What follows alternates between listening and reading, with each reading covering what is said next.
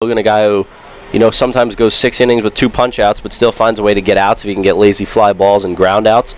So a good guy to have out there in a day game. One of those days where it's been a tough road for both these teams. I think both teams are a little bit tired, so Logan could go out there and get some quick outs on first and second pitches. Both teams will have an off day tomorrow, and the Revs looking to head into that off day on another winning note. It is Logan Williamson, who's 6-4 with an ERA of .370.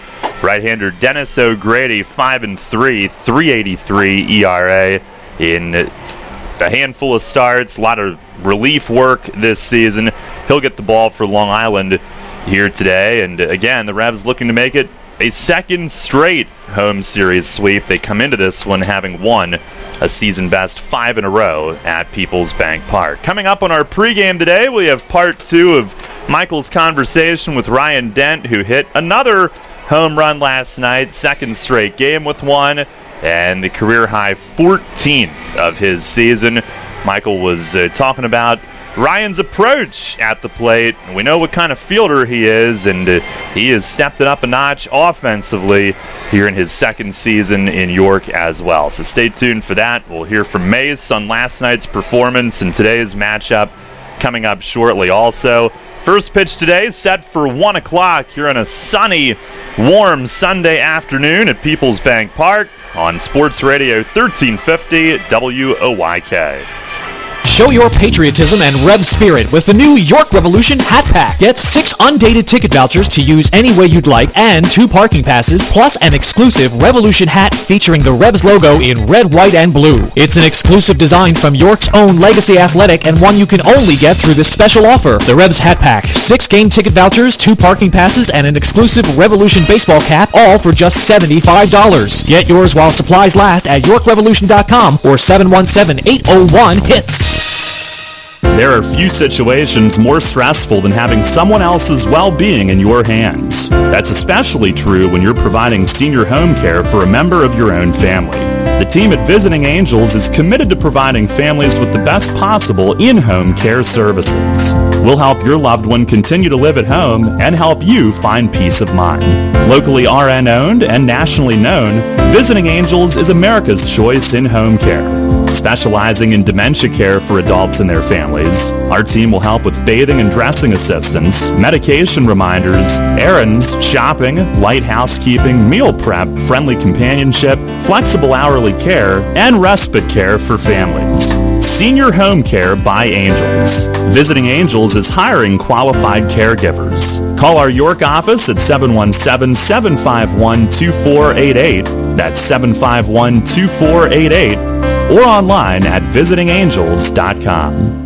We are your auto loan experts. Hello, I'm Sue DeStefano, President and CEO of First Capital Federal Credit Union. With terms you can trust and competitive rates as low as 2.49% APR, First Capital is the first place to go when you're looking for an auto loan. At First Capital, you're a member, not just a number. You can apply for your loan online at firstcapitalfcu.com or stop by any of our branches. First Capital, putting you first. Federally insured by NCUA. First Capital Federal Credit Union. Listen live, on demand, and on the go. Download the new WOYK app on the Apple and Google Play stores today.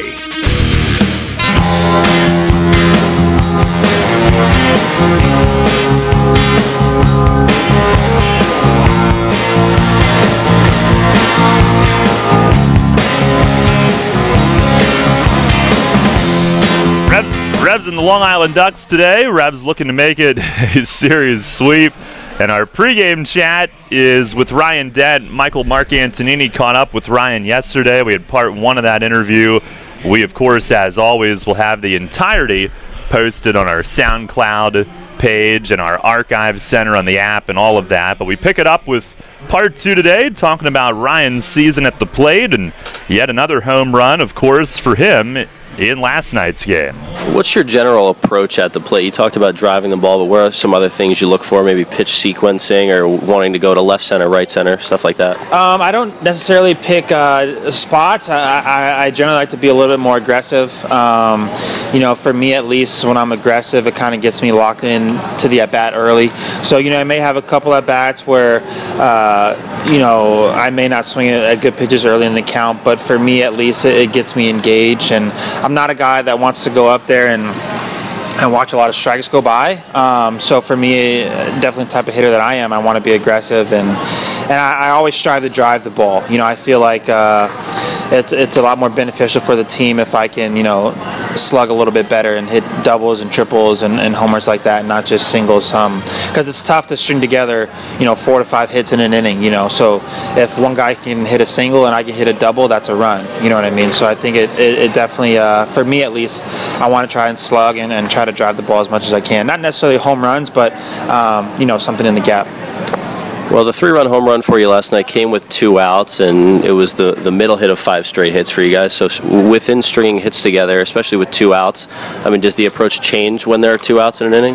Not necessarily. I think obviously when guys are hitting like that, it's contagious. Just like when guys are getting out and striking out and making errors, that's contagious, as well as when the whole team's hitting. Guys who aren't in the lineup are a little bit jealous because they know that a lot of guys are going to get hits because it rolls like that. Baseball is a funny game like that, and it could happen against us, and luckily last night it was happening for us. So I think not necessarily the approach changes, but once guys kind of get in a role in front of you, your mentality is like, okay, I don't want to be the guy to make an out, because everyone is hitting. So it's definitely contagious like that, and that's usually the way it goes. 12-0 win for you guys last night, 3-0 the night before in New Britain. It's the first time since 2012 that you guys have had back-to-back shutout wins, and now with the 11 shutout wins on the air, it ties a franchise record. So what can you say about the job that Rob and Gomi did the other night, and then last night Joe, and then the rest of the bullpen? Yeah, they've done a great job. From a pitching standpoint, we've had a lot of good quality games, starters going deep in the game, and then that's obviously it's tough to do for them, and when they do it, we definitely appreciate that. We try to put up as many runs as we can for them, and then let the bullpen allow them to only go 2-3 innings as opposed to 4 or 5 and stuff like that. So from a team effort, all the way around, we've been playing well of late. Pitchers have been throwing really well. Rob did a great job last night, able to go, I believe it was 7. But it's been fun to watch, fun to play behind, and I think when we put up runs early, they can kind of breathe a little bit and get into a zone and get into a rhythm. So hopefully we can do that again tonight. Coming off a really solid month of August, now into September, not too much left in the regular season, a little over 2 weeks. What's the mindset of the team right now, and with that, knowing that there's playoffs are a possibility in the playoff chase? Yeah, I think the mindset is to keep doing what we've been doing. It's been working. I think everyone has kind of figured out what we need to do to win, and how to prepare, and get our bodies going and stuff like that. So from a mindset, we're trying to win every game. We expect to win every game. I think everything's kind of clicking and stuff like that. So if we can string together some wins here and get into the playoffs, I think we're going to be going in hot, and good things can happen. So we're just going to continue doing what we've been doing, preparing every day, and essentially, try to win every one.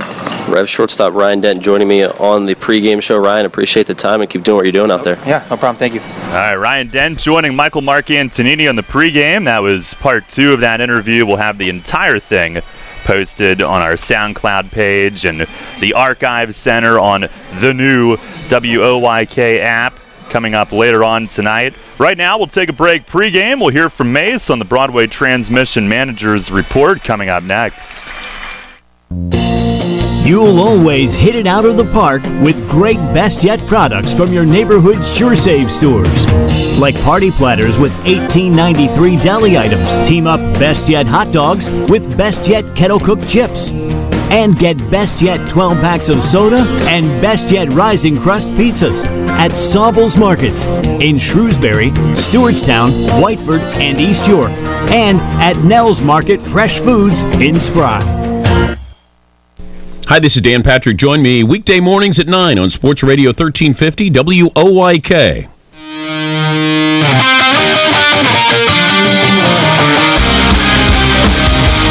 Fans, it's time to go inside the clubhouse for all the latest on your Atlantic League champion York Revolution and tonight's matchup. It's time for the Broadway Transmission Managers Report. Now, here's the manager of the Revs, Mark Mason. Hi, Mace. Last night, another great win, and let's start with Troy Tersey and the job that he did. We had mentioned he had to be away from the team for a few days. Not sure if that would have impacted his normal routine during the week, but to come in here and give you that effort was terrific. No, he was really he was really above and beyond what I thought we might get from him last night, just because he hadn't been around for a while and really didn't get a whole lot of work in between the two starts. But, I think the blister that he had a few weeks ago, I think that has totally healed up now based on the way he threw the ball last night. The pitch count he got up into the 90s, and so he did a really good job for us last night. And no fear from a 23-year-old against these veterans. And I don't know if the toe tap frustrates them. I'm sure it probably does, but he throws a lot of strikes and he's not afraid. Yeah, he attacks the zone, and the toe tapping thing. The thing about it, when you even ask him, like, well, do you tap so many times based on what pitch you might throw or whatever? And he says no. Actually, he just taps his toe until he feels ready to deliver the pitch. So as a hitter, it just throws your timing off, and I don't think it's anything that he does intentionally. It's just a mannerism that he has when he throws from the windup, and it seems to be pretty effective. The bullpen was really good again, and you had gone to Richardson a little earlier the previous night for 2 innings, and then to bring him back last night and to get that performance was huge. Yeah, it was really good to see him come back after, on back-to-back nights, 2 innings the night before.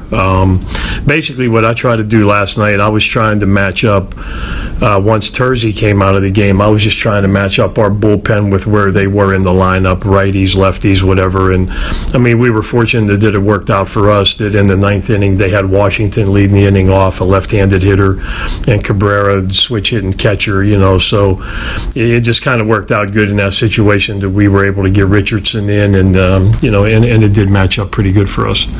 Offensively, we've talked about this lineup that you've got a lot, but last night, one thing that we saw, something I think has to be difficult for an opposing pitcher is to try to get these guys a third time, right? And especially if it's a lefty going up against that right-handed heart of your lineup. No, I agree with that. I think it's hard for any starting pitcher to go through a lineup a third time, because these guys have already seen you. They kind of have you timed up. They have an approach based on how you've pitched them during the course of the game. So, I think maybe last night, I'm not going to take anything away from Fisher because I thought he threw the ball well, but I think maybe from the night before when we had 18 hits, everybody just couldn't wait to swing the bat, it seemed like, and we were pretty anxious and a little jumpy at the plate. I thought we chased early in the count, a lot of first pitch swinging, second pitch swinging, and a lot of the pitches that we were chasing, I don't know that they were strikes or at least good pitches to hit, because we were having a hard time getting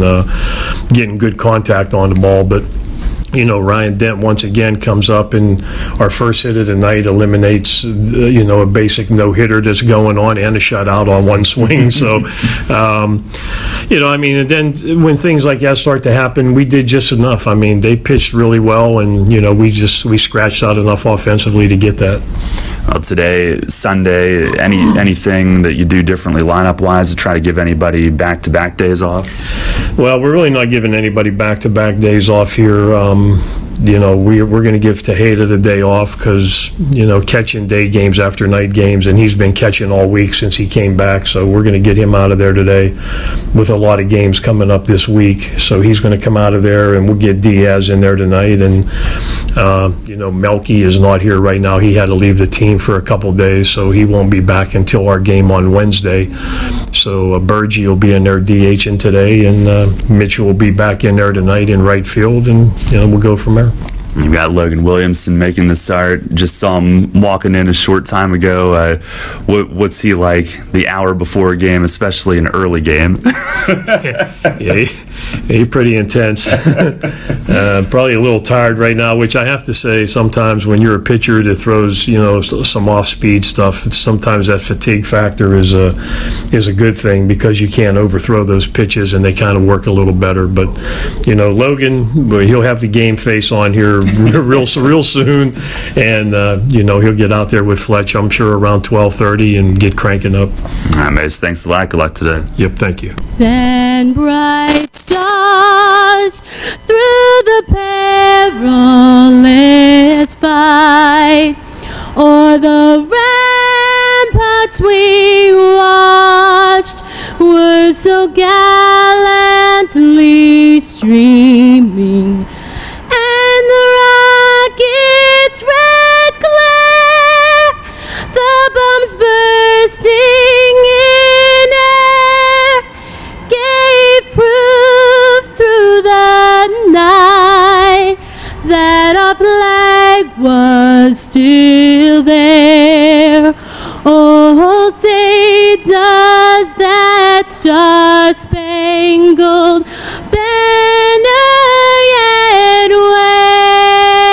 wave o'er the land of the free and the home of the brave. Our national anthem here prior to first pitch today, the Revs and the Ducks. Revs going for the sweep for the second straight home series. And they have taken the field, and Logan Williamson, who likes to hang toward the dugout until it's time for his warm-ups. He will now head out to the mound and begin his final 8-pitch routine to get ready for this one. Lineups today brought to you by Flying Feet. For the Ducks, it'll be Jordani Valdespin at second base leading things off. Daniel Fields, the center fielder, is hitting second. Lou Ford in left field will bat third. Taylor Ard in the cleanup position gets the start at first base.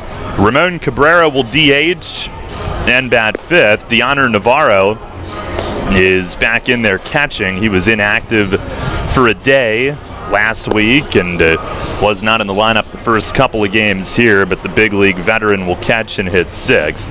Miles Williams in right field bats seventh. Cody Puckett is the third baseman hitting eighth, and Dan Lyons at shortstop will round it out hitting ninth. Again, Valdespin, Fields, Ford, Ard, Cabrera, Navarro, Williams, Puckett, and Lyons for the Ducks. That lineup facing Logan Williamson, who is 6-4 with a 3.71 ERA coming in, 13 outings, 12 starts, 68 innings, 73 hits, only 23 walks, 35 strikeouts. And his last time out at New Britain, terrific. Got back in the win column. His sixth this year, 5 1/3, 1 run.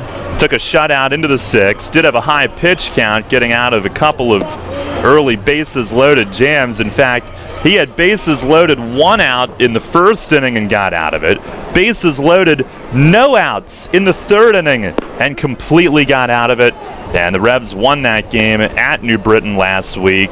And again, he had a shutout into the sixth. Only 1 run given up, and he struck out 7, his most in a game since 2015 in a start that he made in Lancaster that year. Of course, 2016 was a year in which he worked in the real world. I don't know who would want to do that, but Williamson often pitches to contact. That was a big strikeout total game for him in his last start.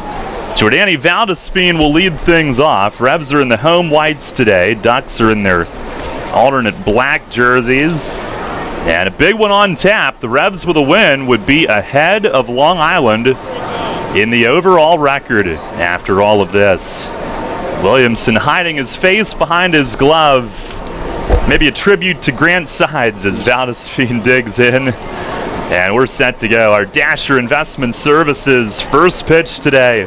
It is beaten foul over by the first base dugout. Valdespin hacking. And it is strike one, thrown at 1:02 p.m. Now, if the Revs can win and have Somerset win, Long Island's lead would be gone in the division. Somerset does have to win the half by a full game in order to allow there to be that second wild card spot. Here's the 0-1. He drops down. Valdespin hits it hard, though. Right center. Harris, long run back, and it hits the wall on the fly.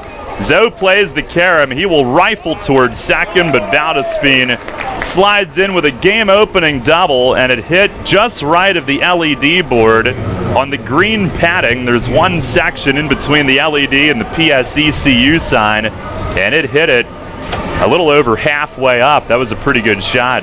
Yeah, that ball was smoked. Ball left up in the zone by Logan.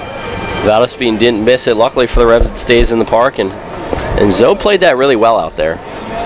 Well, now he's doing push-ups in center. Did you see that? No, he missed that. He just did 2 push-ups. I don't know why. But just looked up to see the end of that. Staying energized. Here's Daniel Fields. First pitch fastball is in for a strike. I bet I know why he did it. I bet he's messing with Valdespin. They were in the Mets system together, probably telling him, you need to do some push-ups to get that ball over the wall. The weight room kid. Like I can. And Williamson, the 0-1, and it misses just outside. Fields hitting at 259, 7 homers, 35 driven in. Now he has crept into the top 5 in the league in strikeouts with 100 in only 85 games. He swings here, though, grounds one through and into right field. And Valdespin will be held at third. Mitchell fires in. Nash cuts it off. But it's first and third with no outs. Daniel Fields a single to right, and the Ducks are set up for an early score. Well, left-handers do have more success than righties against Williamson, so the 2 lefties at the top have both reached. They both hit the ball hard. Williamson, though, a chance to limit the damage, though. I mean, hey, the Ducks could easily score with no outs first and third, but that's no problem for this Revs offense, so it's all about limiting the damage and avoiding the big inning. Williamson grabbing at some dirt at the front of the mound before facing Lou Ford. He's in left field today, hitting at 303, 9th in the league. 10 homers, tied for 4th in RBIs with 71. Tied for the league lead in extra base hits with 40. Melky Mesa is among that group. First pitch, it is down low. It got through Diaz. Here comes Valdespin, and it's 1-0 Long Island. Fields goes to second on it as well.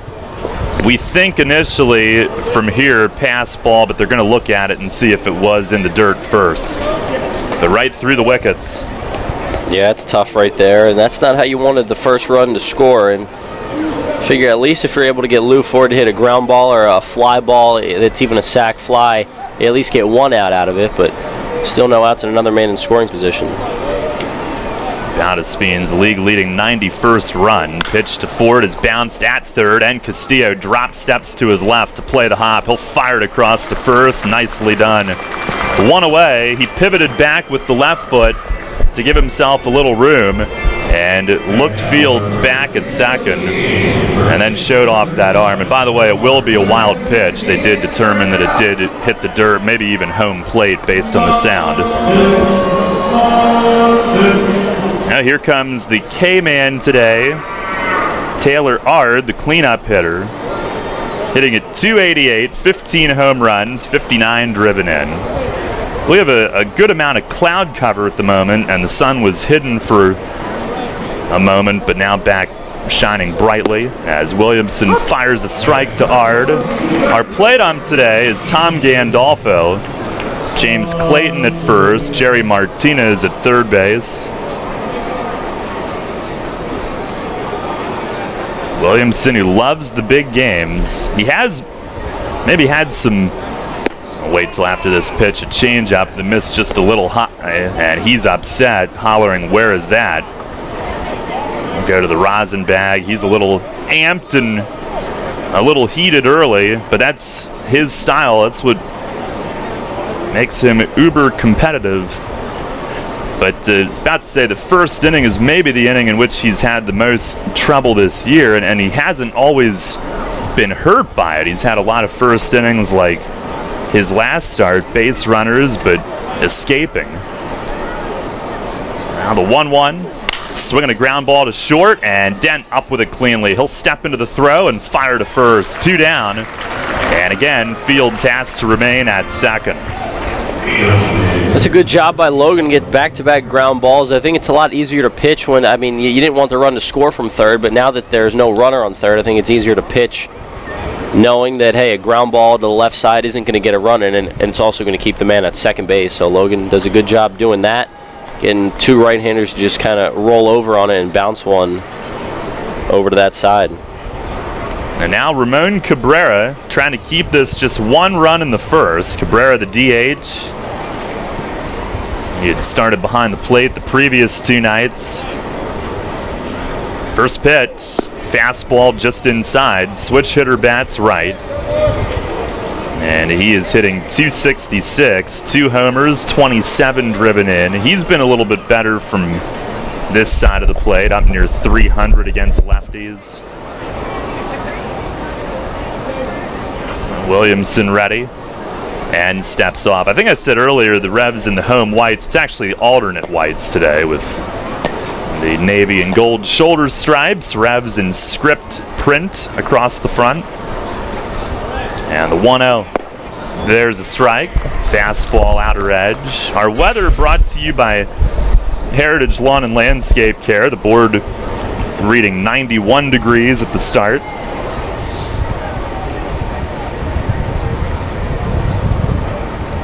Williamson stretches, fires, and that's inside. You can hear him grunt. He is a max effort guy. He's made 1 start this year against the Ducks, and it was 3 weeks ago at Long Island, a Sunday up there. 6 innings, 1 run. He uncharacteristically walked 4, but only gave up 4 hits, and really pitched well. Was in line for a win, but that was one that got away late. He deals, change up, hit in the air, right field. It's shallow. Mitchell hustles toward the line with the shades on. He is there, and he will glove it. Makes the one-hand grab right inside the line and right, and the inning is over. Only the 1 run scores.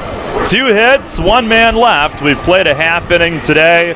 It's the Ducks 1, the Revs coming up. Are you one of the many people that has a 401k that is eligible to roll over, but you just haven't done it yet? Maybe you're not sure where was the best place to put it. I'm Tom Dasher of Tom Dasher Investment Services. I specialize in helping you getting your 401k and IRA money parked in the best place for you. So if you haven't rolled your 401k yet, or if you're not satisfied with your IRA, call me for a consultation at 487-2096. That's 487-2096. And check out my website at tomdasher.com. Sports injury? Walk into WellSpan Urgent Orthopedics for immediate care. No appointment is ever needed. Our orthopedic and sports medicine specialists are here to treat you. Visit wellspan.org/urgent orthopedics today for hours at our York and Hanover locations.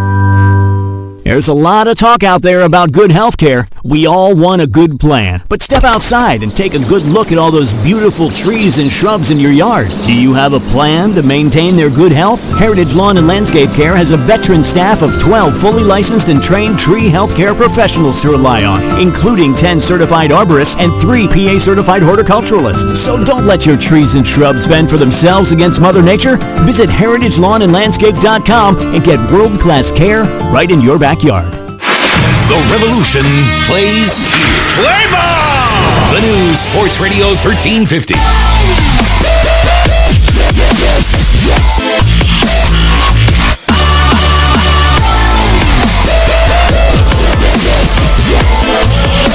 Revs come to bat, trailing 1-0, facing Ducks righty Dennis O'Grady, who made a good number of starts last year as a swing guy. It's only his 2nd start actually this year.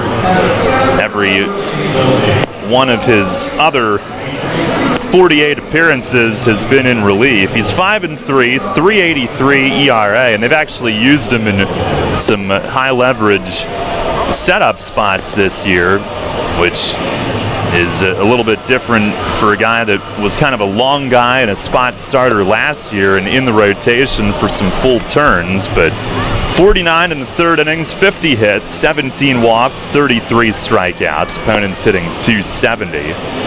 4 homers allowed. I guess we still do owe you the Revs lineup, brought to you by Flying Feet. Alonzo Harris in center leads off. Alexi Casilla at second. Wellington Dotel will bat third. He's in left. Cleanup man Talbot Nash at first base. Jared Mitchell in right field hits fifth. Ryan Dent at shortstop batting sixth. Michael Burgess will DH and hit seventh. Henry Castillo at third base hits eighth. And Roger Diaz will catch and bat ninth. So Harris will make his way in, hitting at .289, entering the day with a home run. A couple of others that were washed out due to rain. First pitch, it is down and away. 22 games played for him. And it hasn't been an easy start to his return. He missed a handful of games with a hand injury. 1-0. It is down and away. But with 2 weeks to go, he is one of the guys hoping to lead this team back to the postseason as they make a push for a third straight berth. 2-0, and it's up high. He started the turn, realized it was too high, and held off. Alonzo does a good job of getting set to start his swing and then being able to hold up. A lot of guys are the good check swingers end up having good at-bats. Yeah, now watches a strike. I think he was ready to swing 3-0 if it was the one that he wanted. And that's what good hitters do, or at least professional hitters. When it is 3-0, knowing that it's not necessarily a green light, but not necessarily a red light. Now taking again, and he'll work it all the way full to start the day. They'll get ready to at least think about swinging, but now, after seeing that fastball right down the middle, O'Grady could come back breaking ball, so Harris will have to be ready for anything. Pitch. It is a called third strike. And he started toward first, but he's rung up. Well, if nothing else, he saw 6 pitches from O'Grady, but the Ducks righty does come all the way back to get him, 1 away. And that one was right there. Maybe a little bit too patient.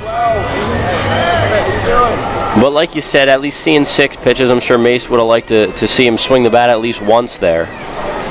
But from 3-0 to then come back and not swing at 3 straight strikes, that's tough. Now here's Alexi. First pitch, he swings and misses. He was creeping up trying to spray it somewhere, ends up swinging through it. And as of today, Emilio Bonifacio no longer enough plate appearances to qualify at the top of the league in batting. Alexi officially is second. Pitch, it is line foul the other way and left. He's batting .327. Melky Mesa will be back with the team during this coming week, only a couple of days away, but he is tied for third at .326, a point behind Casilla. Pitch, and that misses high. Yeah, I was wondering I was looking at the stats today, I was wondering, how did Casilla move up after losing 4 points in batting average last night? And then I realized that's what happened. But those two have just been killing the ball lately. Pitch to him, he swings and misses, and O'Grady starts his day with back-to-back strikeouts. Looked like Alexi was trying to pull that one. I don't know if O'Grady's maybe got some two-seam run where that ran away from him. Didn't look like it so much from here, but so far Revs haven't been able to put one in play against him. And 2 down, here's Dotel, who will bat third with Mesa out of the lineup for a day or two. Dotel 10th in batting, .301. With York, he's hit .312. First pitch, it is bounced toward third. Coming in for the big hop is Puckett. He will glove it, and he fires low, but Ard makes the pick. Kind of 1-2-3 first. Puckett had to lunge in to get it before it bounced. And on the backhand, he did. Little juggle, but stayed with it. And Ard helped him over on the other end. Revs down in order. We go to the second. It's a 1-0 Long Island lead. You line your feet up on the edge of the starting block, shake out your arms, and then you push off the block in one fluid motion, fully extending your body and cutting into the water with nothing on your mind but the mechanics. You're a swimmer, and whether it's practice time in the pool or crunch time at a meet, Flying Feet is with you every stroke of the way. Flying Feet.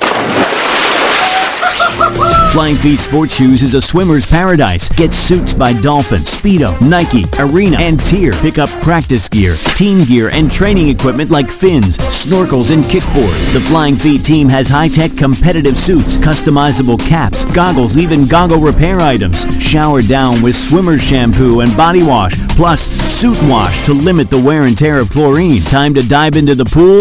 Then it's time for Flying Feet. We're more than sports shoes. Flying Feet. 1511 Mount Rose Avenue, York, just off exit 18 of I-83 next to Battery Warehouse. With the new Express Sports football and car racing from the Pennsylvania Lottery, you can play your favorite sports at participating retailers, bars, and restaurants. Make your picks on your play slip, like touchdown pass on the third play, or the first 3 cars to cross the finish line, and watch the fast-paced lifelike action on the big screen. With drawings for cash prizes every 5 minutes, there's never a dull moment. Come on. Come on. Yes! Express Sports from the Pennsylvania Lottery. Compete from your seat. Players must be 18 or older. Benefits older Pennsylvanians every day.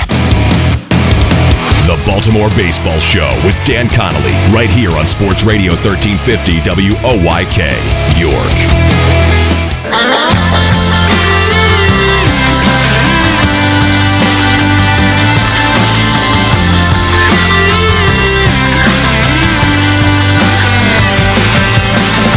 Head to the second inning. Ducks with the early 1-0 edge.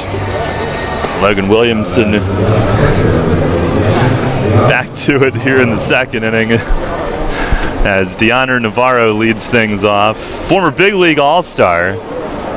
Played in the All-Star game at Yankee Stadium in 2008. He was a Tampa Bay Ray at that point in his career. Williamson ready to face him. Navarro hitting .255. First pitch is over for a strike. That is in 14 games with Long Island. 2 home runs, 6 driven in. Williams and Puckett will follow. Pitch from Logan.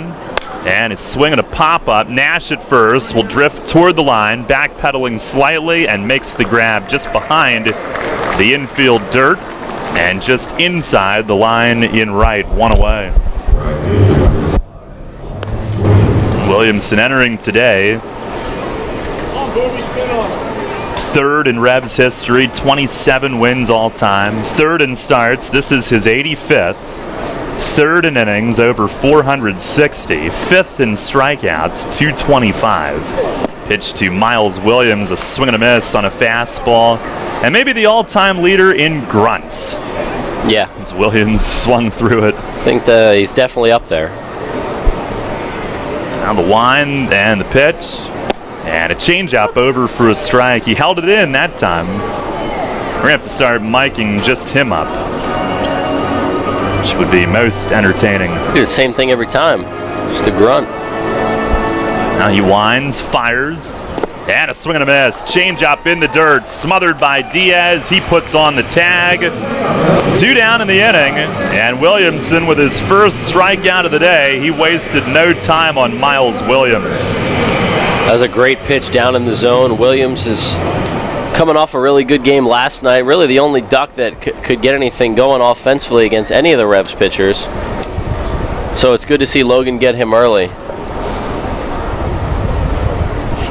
Now Cody Puckett, who's hitting .227. First pitch, it is a fastball, a little high. Puckett 5 home runs, 27 driven in. The wind, the 1-0.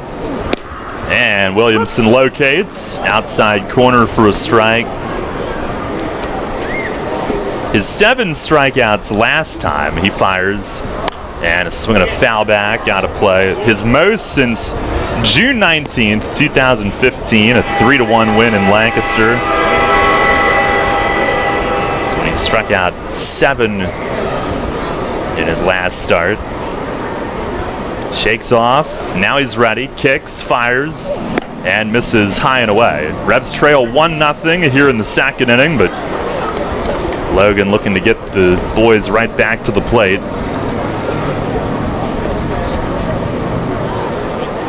And now the pitch. Swing and it's fouled away upstairs off the facing of the roof, in fact. Above the very end skybox. It rebounds down behind first base. Final meeting of the season between these two teams. Revs are 9-8 against the Ducks. And all time now, 114 and 114. At home, 62-48. And even better in the postseason. Pitch is swung on and missed. Puck at a half hack. A very defensive swing off his heels, just reaching. He barely even took a step. And Logan Williamson tied him up and works a 1-2-3 second inning with back-to-back strikeouts. We go to the bottom of the second. It is still 1-0 Long Island. Money and business are essential to the strength of a community. So is cheering and celebration and music and fun.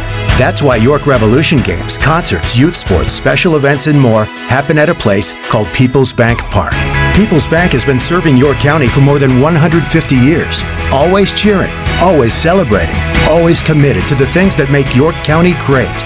And to you having a great time at People's Bank Park. People's Bank, member FDIC, equal housing lender.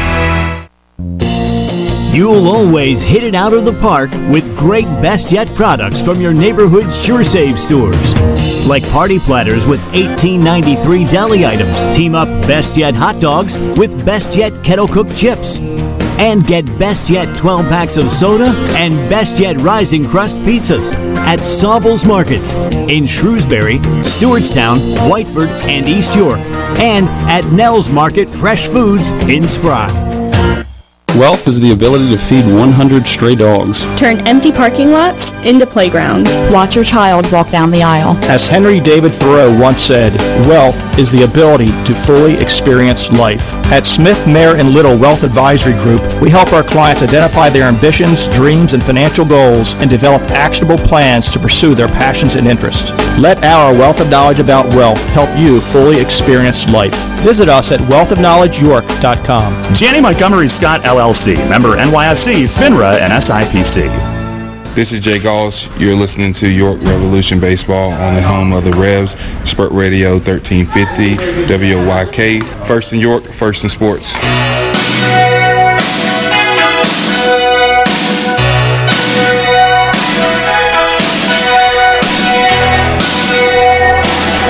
Revs trail 1-0. Talbot Nash will lead it off here in the bottom of the second inning, which means there's always potential that you're not trailing 1-0 for very long. He's hit 9 home runs in 26. Well, he's hit 10, but 9 have been counted. First pitch is down and away, a slider. And he's batting .378. 26 RBIs in 26 games. That pace will do. There's the 1-0. Swing and a miss, so Grady got him to reach a little bit on that one. Mitchell and Dent will follow. Tejeda given a day off today. He's played every day since coming back as a catcher. So being back there for 9 innings. Mesa is away for a couple of days. The pitch, swing and it's nubbed against the plate in front of the mound. O'Grady comes in, picks up, and he'll aim it over to first, carefully making that throw. And Nash not running at full tilt. He had that rolled ankle last weekend that kept him out for 1 game. O'Grady has retired his first 4 today now. And here comes Mitchell. 1-0 Ducks. The Revs last weekend got their first 3-game sweep all year. Now they're trying to do it back-to-back weekends at home. Mitchell hitting .276, 5 jacks. First pitch is over for a strike. Mitchell 4th in the league in runs with 71.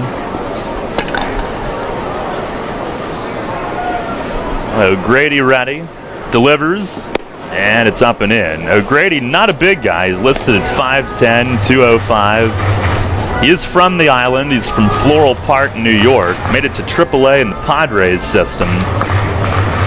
He's with El Paso a couple of years back. 1-1.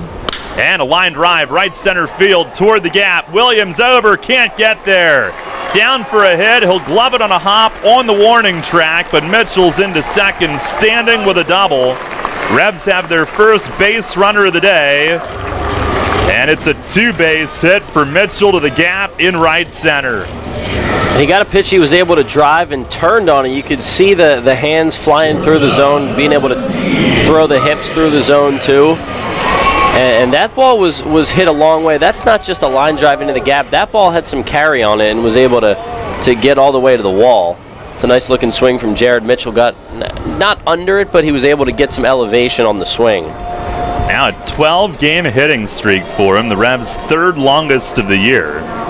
He also has the second longest, a 15-gamer back in late May, early June. Dotel had the longest, 17. Here's Dent, and O'Grady steps off. Ryan Dent hitting .265, 14 home runs. He's homered in back-to-back games. His next RBI will be his 50th as O'Grady and Navarro meet briefly about signs. Revs trail 1-0 here in the second inning. How about Ryan Dent moving into the top 10 in the league in homers too? That's not something I don't think we expected it, but it's good to see those power numbers up for him. Now ball away, throw down to second. Mitchell lunges back standing. Had a big secondary lead, and Navarro let it rip. And it's now, what, 6 over the arch nemesis? Yep. He's got the Revs' last 3 over the big wall.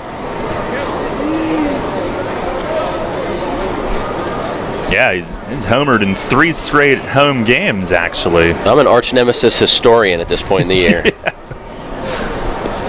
Here's the 1-0. Mitchell breaks. Pitch is a strike called. Throw to third, and he's out. Going in head first. And Navarro fires it down, and the Revs don't think so. Polo is in the ear of Jerry Martinez. Here comes Mace. Immediately marching out of the dugout. Mace can't really run with his knees the way they are, so he immediately head down, came marching out all the way across the field. Revs thought Mitchell got the hand in at the back of the bag on that head first slide. The throw was quick and strong, but it was caught at the front of the base by Puckett. Mitchell's out for just the 7th time in 35 stolen base attempts this year. I wish we had a replay in here, but I mean, the throw was there. It was a really quick throw from Navarro. I'm impressed that he got that down there that quickly because Mitchell had a huge lead. But I mean, it'd be clutch if we had a replay to see and maybe slow it down. But I think that the question is whether it looked like Puckett tried a little bit of a sweep tag there. If he got him is the question. We have a great action shot of Mace walking off the field. He's got 2 weeks left to get thrown out of a game. Pitch to Dent is swung on and missed. A slider, 1-2. Well, he's just so much more even-keeled than most of the other managers in the league. He's wearing a jacket again. I'm up here sweating. Pitch to Dent, that's down and away, 2-2. Wearing short sleeves, and Mace has got the long sleeve jacket on. Yeah. I mean, is he like cold-blooded or something? Or warm-blooded, whatever. I don't know, whatever the term would be, but see, it's just always cold. Here's a fly ball, right field. Williams started back, now coming in. The second baseman, Valdespin, as a result, has to sprint all the way out. And he made a much more difficult grab on the dead sprint out to right. Revs are down in order. That might be a topic for Mace on Tuesday night's pregame. Are you cold-blooded? No runs, 1 hit, nobody left. We go to the third. It's still 1-0 Long Island. Sports injury? Walk into WellSpan Urgent Orthopedics for immediate care. No appointment is ever needed. Our orthopedic and sports medicine specialists are here to treat you. Visit wellspan.org/urgent orthopedics today for hours at our York and Hanover locations. It's going to be another epic year in high school football, and Sports Radio 1350 is ready for kickoff. Tune in every Friday night this fall for the high school football game of the week, presented by WellSpan Sports Medicine. Plus, go to WOIK1350.com for a full breakdown of the teams and the players of the 2018 York Adams League. The high school football game of the week, presented by WellSpan Sports Medicine. Catch the action every Friday night on Sports Radio 1350, online at WOIK1350.com, or download the new WOIK app. Listen live, on demand, and on the go. Download the new WOIK app on the Apple and Google Play stores today. Since 1934, PSECU has given Pennsylvanians financial opportunities to live a better life. We are a credit union who offers valuable free and low-fee financial products, broad lending options, and outstanding money management for financing life. At PSECU, we are proud of who we are and committed to who we serve because our Pennsylvania roots run deep. We are banking on a difference. Visit PSECU.com to join us. This credit union is federally insured by the National Credit Union Administration. Equal Opportunity Lender. You're on the home of the Atlantic League champion York Revolution. Sports Radio 1350 WOIK, York.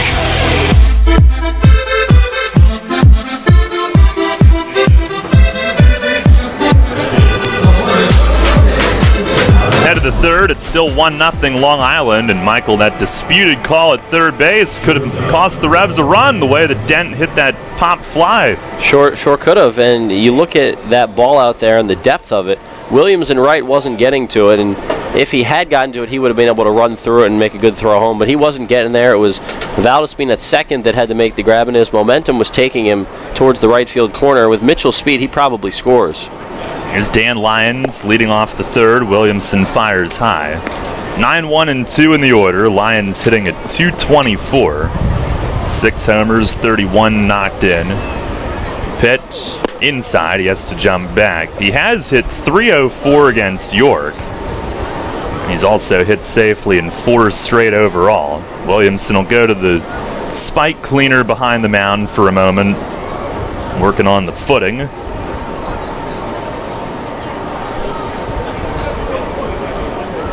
Now the wind and the 2-0.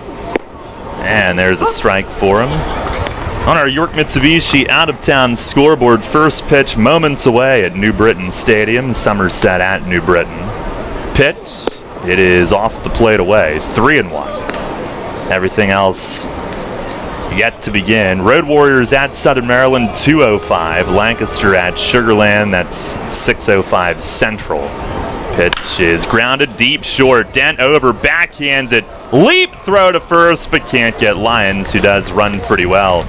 Great effort. Dent had to reach as far as he could down all the way to the ground to his right to make that stab, and then it's not like he got a hop up to help him. He had to go all the way down to glove it and then try to come back up, leap, and make the throw. It's an infield hit. Is all arm on that throw at that point, and you've got to have a slow runner to have a chance. Here's Valdespin, top of the order, and a lob over to first. Williamson had retired 6 in a row. Now Valdespin, who started the game with a double off the fence in right center and scored on a wild pitch in the first inning. Leads the league in hits and runs. Now he squares to bunt, and Williamson fires a strike with Castillo coming in from third. Valdespin also leading in batting average, .336 entering the day. Former Met and Marlin has been a problem for opposing pitching staffs across the league. 0-1, he squares again, gets it down. Williamson coming in, gloves, turns, fires to first, got him. Little low, but Nash able to reach down and handle it. And it's a good sacrifice. Interesting that they would do that with the league leader in hitting.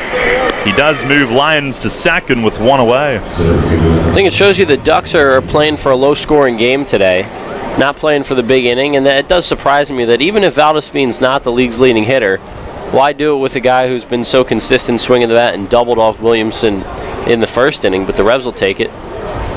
And against this Revs lineup, even though they do have a couple of key pieces out today, here's Fields. First pitch, breaking ball, down and in.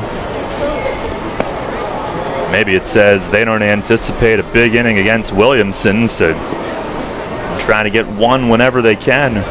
Fields a single to right his first time. Logan fires, misses away, ball 2.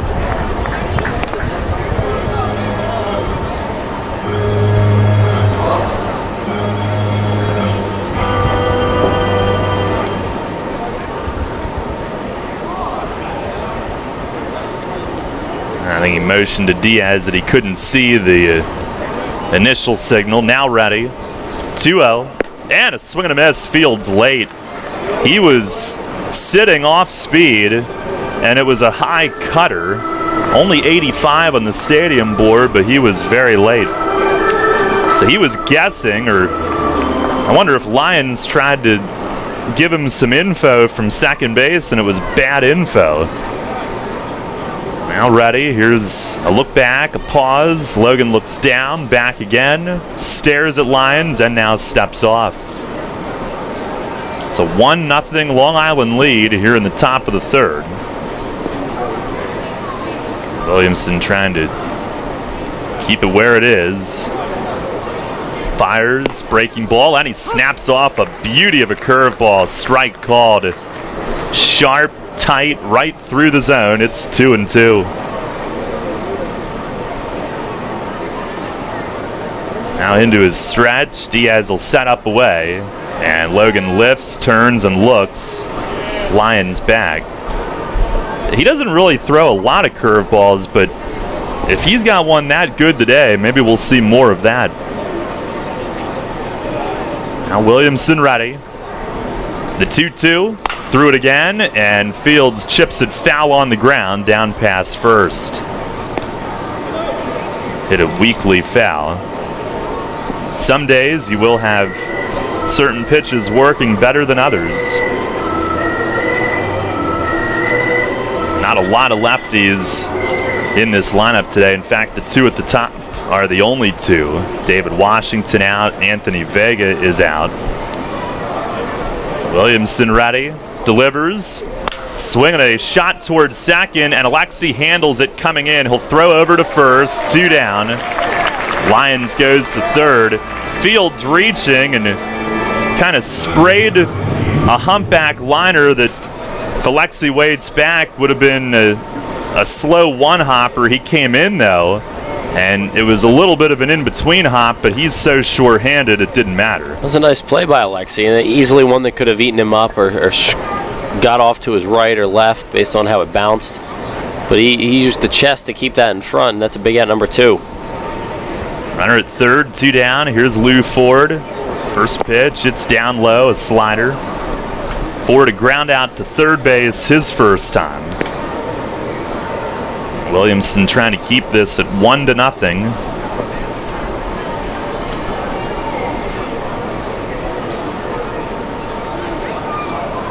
Stares to Diaz, he's got it.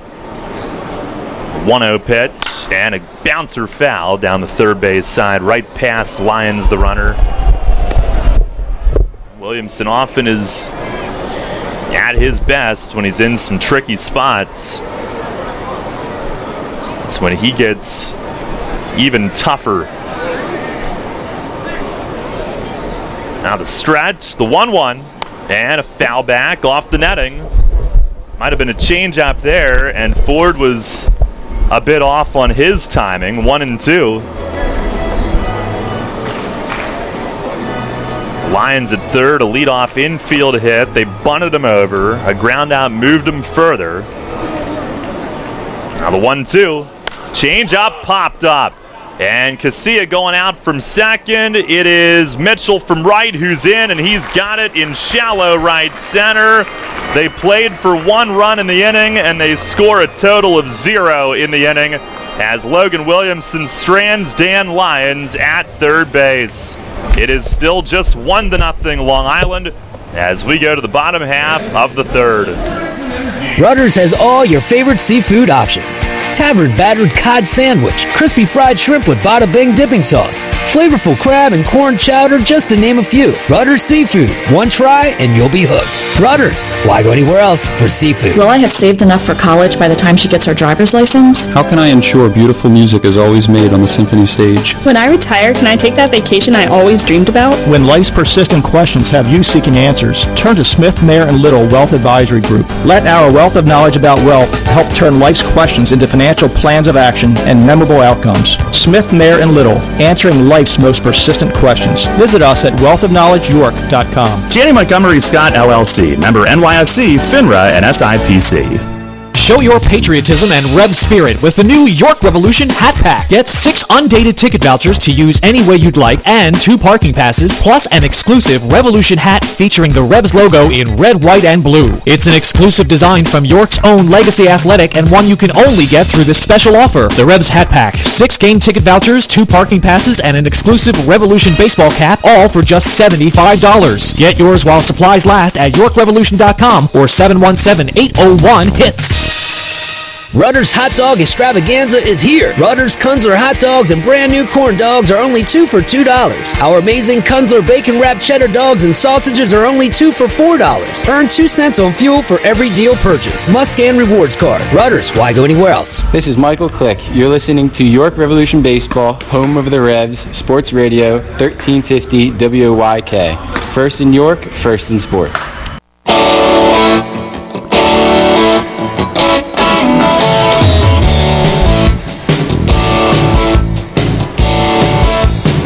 One to nothing, Long Island the lead. Logan Williamson, another fantastic job in a big spot as he leaves a runner at third and still only down a run. Michael Burgess Sr. will lead things off, DHing today. And O'Grady, who goes from the stretch at all times, misses a hair low first pitch. He has faced the minimum through 2. Mitchell doubled with 1 out in the second, but was thrown out trying to steal. But at least that's how they called it. The 1-0, that misses inside. Burgess hitting .220, 13 homers, 44 driven in. He's got Castillo and Diaz to follow. As O'Grady fires. Swinging a line drive, right center field, carrying toward the gap. The center fielder, though, Fields, gallops over and makes the grab. And it might have gotten in on Burgess just a little as it sailed toward the track in right center, but came up a little short. He definitely didn't get all of it there. I thought he got a little more than he did, but it sort of just died out in right center. And now Henry Castillo, who's hitting .281. In 30 games played. He's been awesome here recently. A huge week for him. Batting up over 400 in the last 5 and 10 game splits. And O'Grady the pitch. It is inside. Castillo checks and lays off. 1-0. Long Island leading here in the bottom of the third inning.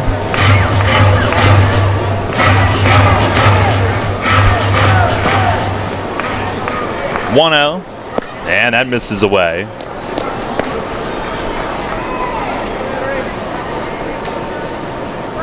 O'Grady, his second year with Long Island. He went to Duke. He was a Duke Blue Devil. Deals, and it's beaten foul against the plate, skipping over toward the Revs dugout. Into Archbishop Malloy High School on the island. And after his time at Duke, spent 5 years in the Padres system, reaching AAA.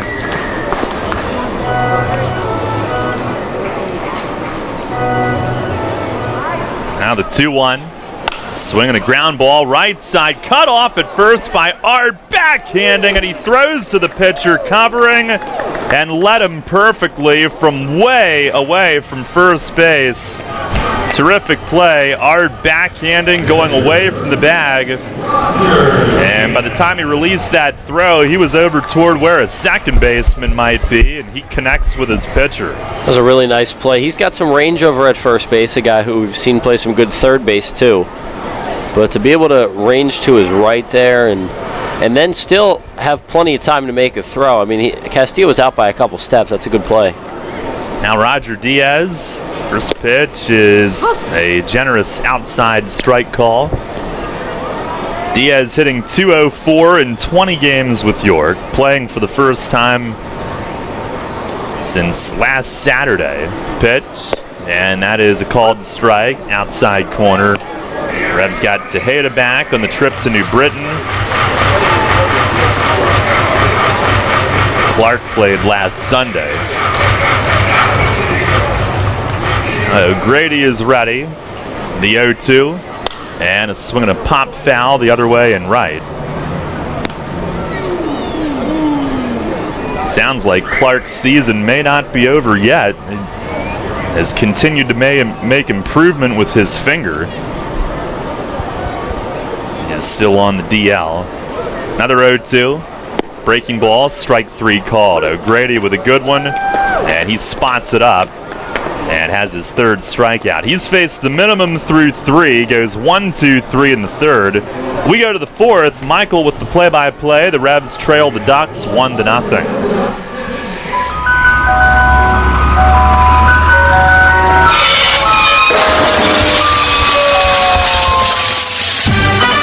Tired of hearing that music? Especially when you already have that same ice cream in your freezer. Try something new and amazing with tropical shaved ice. On Monday morning after the big company event, do you want the buzz down the hall to be, how awesome was this year's company picnic? Then crush boredom and bring on Kona Ice with over 32,000 flavor combinations. This is not your typical lackluster snow cone. Their flavors are bold and delicious. Fuzzy Navel, Margarita, Blue Hawaiian. Kona Ice is dairy-free, gluten-free, and they even offer flavors that are sugar and dye-free. No party is too big or too small. They can serve up to 1,000 people per hour. They have party packages starting as low as $100. To add more excitement to your next event, find them online.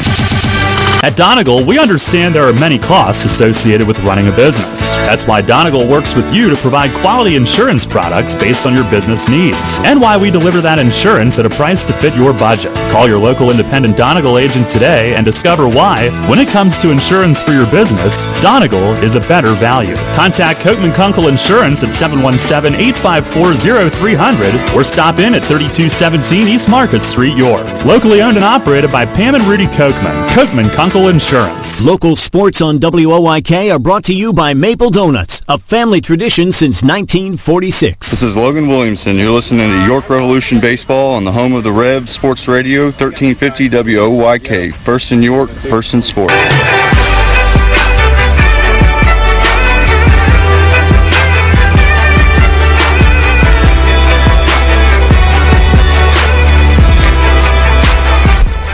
We go to the top of the fourth inning on this Sunday afternoon from Peoples Bank Park. Michael Marcantonini taking over on the play-by-play. It's 1-0 Ducks in the finale of this 3-game series. The Revs looking for their second straight home series sweep. They're also looking for their 6th straight home win. They come in on a 5-game home winning streak, their longest of the season. Looking to finish off the sweep and get another home dub here today. Logan Williamson back to work here in the fourth. He's got Taylor Ard to face. And it's 1-0 to start the inning. Fastball misses outside. It's Ard, Cabrera, Navarro, 4-5-6. Dennis O'Grady's faced the minimum through the first 3 innings for the Ducks. The Revs, Williamson has given up 1 run. That was on a wild pitch. As a changeup diving down in the zone that Ard swings through. It's 1-1. 1 run on 3 hits, no errors for Long Island. No runs on 1 hit, a Mitchell double, and no errors for York. Williamson readying the 1-1. Here it is. This one popped up foul out of play, right side. And the count goes to 1-2. Ard made a great play at first base and threw to the pitcher O'Grady covering on a ground ball hit by Castillo for the second out of the bottom of the third. Really nice play from him over there. Ard hitting .250 in 16 games against the Revs this season. He's 16 for 64 as he taps one foul to the left side. Count remains 1-2. He has 2 home runs and 12 RBIs against the Revs this year. That's second on the team to only Travis Snyder's 14 against the Revs. 1-2 pitch coming up. This one flipped foul back into the netting, and the count stays at 1-2. Williamson hanging in with Ard. Logan has 2 punch outs in this game. Struck out Williams and Puckett back-to-back in the second. Ard back in the box. Williamson ready. The 1-2 once more. Changeup sent into left field through the hole between short and third. A base hit. So the leadoff man reaches here in inning number 4. Third time that the leadoff man has reached against Williamson in this one. That brings up Ramon Cabrera DHing. So he's getting the day off from catching, that day game after a night game, but the Ducks will keep his bat in the lineup. So Deanna Navarro, who's on deck, is wearing the tools of ignorance today for the Ducks. Those two both former major leaguers. And Cabrera batting from the right side, takes a ball outside. It's 1-0. 1-0 Ducks in this one, top 4. Taylor Ard a leadoff single, and now Williamson has fallen behind the first 2 hitters of the inning. Cabrera ready to hit again. Williamson set in the stretch, looks at first. Leg kick and the pitch. That one misses inside a fastball. Looked pretty good on the corner. Now that's a pitch that's tempting for a left-handed hitter, but a little bit too inside for Cabrera, and it's 2-0. Williamson has not walked a batter in this game. He's given up 4 hits, only 1 for extra bases. That was Valdespin's leadoff double. He came around to score on the wild pitch in the first. Just that one first inning run as Alexi Casilla tells Logan to relax out on the mound. Alexi, a chill guy, telling Logan just to keep it cool out there. 1-0 pitch coming. That one shot through the hole between first and second, a base hit. Back-to-back singles to lead off the 4th inning. Ard slipped coming around second, but he'll get up and dive back into second safely. So it's first and second for the Ducks with no outs in the top of the 4th. So here's Deanna Navarro. Deanna Navarro, yet another former major leaguer on this Ducks roster. Guy who had some good major league seasons, was a really serviceable catcher at the major league level. Handful of years with the Tampa Bay Rays, most notably. He also spent time with the Chicago White Sox. Telvin Nash is going to motion over to Logan and talk to his infielders and tell them what the play is. Nash is playing in at first. This could be another bunt situation for the Ducks. First and second with no outs. Navarro looked like he was going to square around, but then decided just to take the strike. It's 0-1. Fastball over from Logan.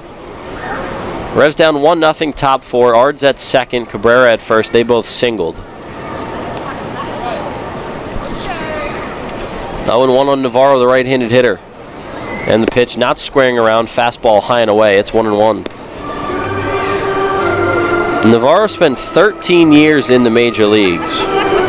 Started with the Yankees in 04, Dodgers 05 and 06, and also 2011. The Rays and Devil Rays 2006 to 2010.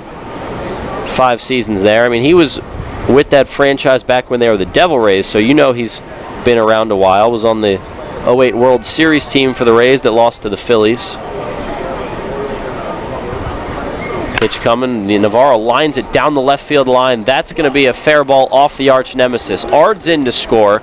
That'll be it. Stopping at second is Cabrera. An RBI single for Deanna Navarro. 3 straight singles to start the 4th inning here for the Ducks, and they down lead it 2-0. Well, that ball was smoked pretty hard off the wall. About halfway up towards the line off the nemesis.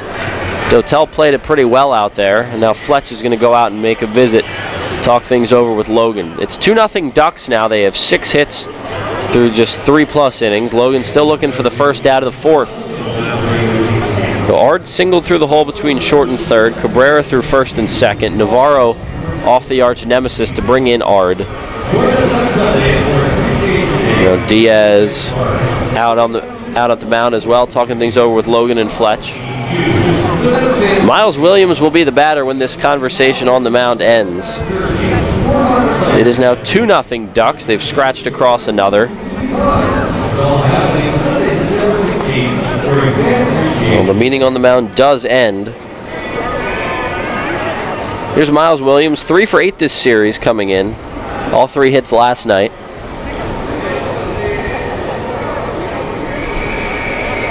Williams had a brief stint with the Barnstormers in 2016. Only had 8 at-bats in 2 games with them. Now back in the Atlantic League. First pitch he sees, changeup misses low and in. It's 1-0. Cabrera at second, Navarro at first. Bottom of the order, Williamson has had some success against, but not in this inning. Williams takes down and away. It's 2-0. So it's Williams against Williamson for the second time in this one.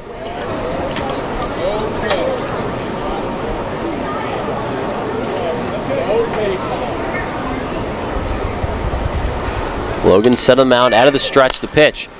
Tap it to the left side. Castillo can't get it. Dent has it. Off balance throw to first in time to get Williams at the bag. A nifty play by Ryan Dent, the shortstop, coming up in the hole after it got by Castillo. The backhand play. Threw in one motion to Nash. A good throw to first. And that's the first out of the inning. Both runners move up. Cabrera to third. And Navarro to second. So a productive ground out for Williams there.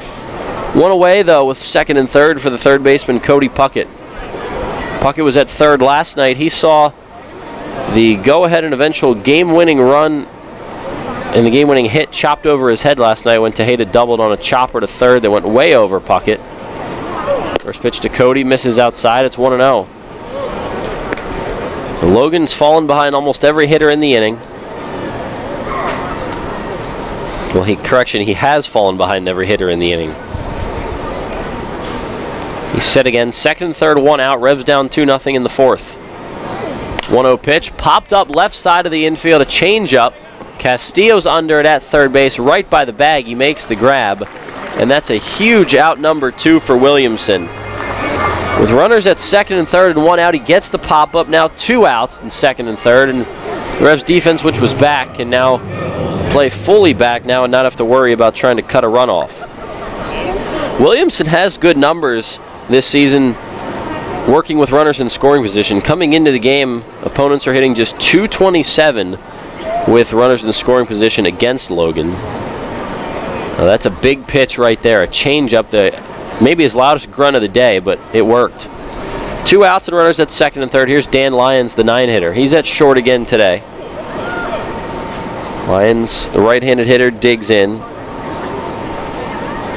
Williamson comes set, takes the sign from Diaz. First pitch, fastball misses high and away. So Williamson has been consistent. He's missed with the first pitch to 5 straight hitters here in the inning.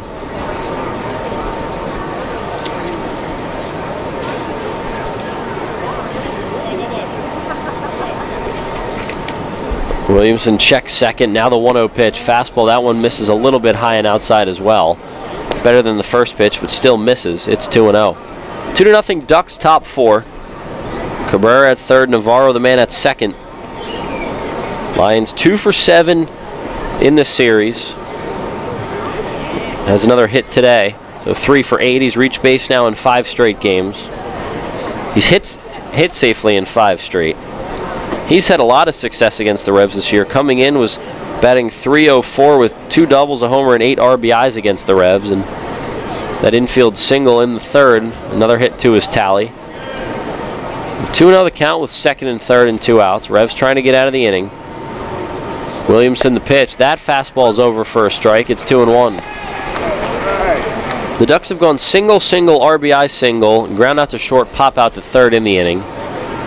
They've left some men on base so far today. Williamson has done a good job stranding runners. The 2-1 pitch misses in. It's 3-1.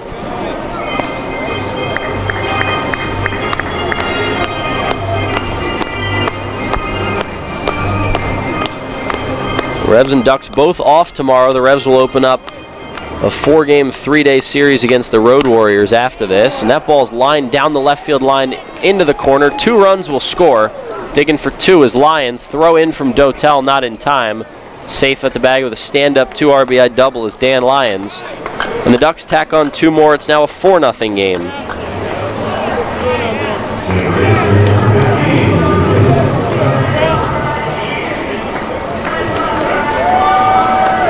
So 3 runs in the inning for Long Island. Dan Lyons continues to rake against the Revs. That's his 3rd double of the year against York. 4th extra base hit overall. So he's at second with 2 outs. And Williamson was 1 pitch away from getting out of the inning. Instead, it's 2 more for the Ducks. Now first pitch taking is Jordani Valdespin, leadoff man for the Ducks. That one was up and in. 1-0 the count. Valdespin, a sac bunt his last time up, double and a run in the first. So Lions now 2 for 2. He's at second. Williamson bends at the waist. Comes set, checks second. The 1-0. That misses high. 6 straight batters Williamson's fallen behind. And that's led to 3 runs in the inning for the Ducks. The Revs have just 1 hit off Duck starter Dennis O'Grady. The Ducks have 7 hits with their 4 runs. 1-0 misses way outside and low. It's 2-0. Williamson has not been very close to the zone in the inning. He's struggled with command mightily. And the Ducks are off to a hot start on this Sunday afternoon game. The Revs have not played very well on Sundays this season. Logan gets that one over for a strike. It's 2-1. The Revs are 6-15 in Sunday games, only 4-8 at home. They're 2-7 on the road, even worse. The Revs have been awesome on Thursdays and Fridays. They've been pretty good on Saturdays, but Sunday is just not a good day of the week for this team. 2-1 coming from Williamson. That one misses outside. Oh, that was the 3-1, ball 4. 5 pitches from Williamson. He misses with 4 of them. And that is surprisingly only his first walk of the afternoon, despite how often he's missed the zone. That brings up Daniel Fields, the left-handed hitting outfielder. He'll bat with runners at first and second and 2 outs. 3 runs in the inning already for the Ducks. It's 4-0 Long Island. First pitch to Fields over for a strike. It's 0-1. Carl Bryce has started to loosen up in the Revs bullpen. He hasn't pitched in a while. Bryce has yet to make a relief appearance this year, so if he comes in, it will be his first. 0-1 coming to Fields. Swing and a miss. Good fastball there from Logan. It's 0-2. Fields, the first batter he's been ahead of in the inning. And he's 1 strike away from ending the inning. 4-0 Ducks in the 4th. Revs looking to get out of it and stop the bleeding. Here's the 0-2 pitch. Breaking ball fouled down the first base line. A chopped grounder into the Revs bullpen.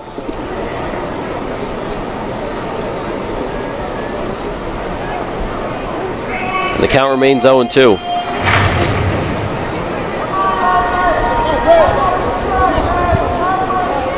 Oh, 0-2 pitch coming again. Here it is. Tapper foul, third base line, but that will stay foul. Just a cue shot from Fields. He was way ahead of that breaking pitch. The Ducks got 1 in the first, 3 more so far in the 4th.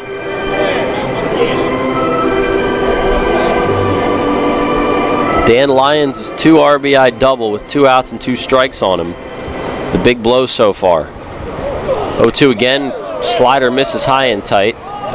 Williamson couldn't get the break there. He wasn't trying to hit Fields. Some chirping from the Ducks dugout. Well, that's a pitch that just got away from him. The count goes to 1-2. He'll grab the rosin bag and try to dry his hands off. Ball might have slipped a bit. 1-2 pitch coming to Fields with first and second and 2 outs. Revs defense straight away. And the pitch. This one's on the ground to first. Nash has it on 2 bounces. He'll take it to the bag himself. 3 unassisted to put out. And the inning is over. But the Ducks send 8 men to the plate. They score 3 times. They do it on 4 hits. No errors. 2 left on in the inning. After 3.5, it's 4-0 Ducks. We'll take a break and see what the Revs can do at the plate in the bottom of inning number 4. Shipley Energy is more than just an energy company. We're a family tradition. Our goal is to provide outstanding customer service and to make energy easy for you. From heating oil and propane to natural gas and electricity, our team can help. We also offer HVAC services, installation, maintenance, and service plans to keep your home safe and comfortable. In addition, our team can improve the quality of water in your home. To learn more, visit ShipleyEnergy.com or call 855-5-SHIPLEY. We make energy easy.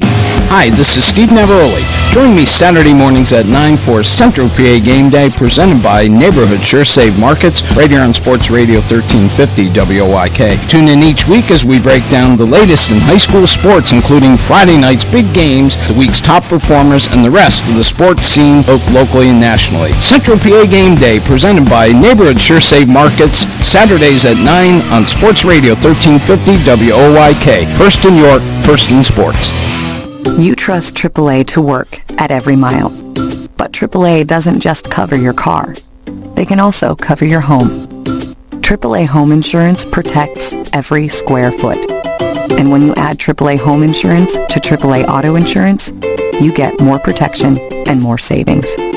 Insurance that's not just insurance.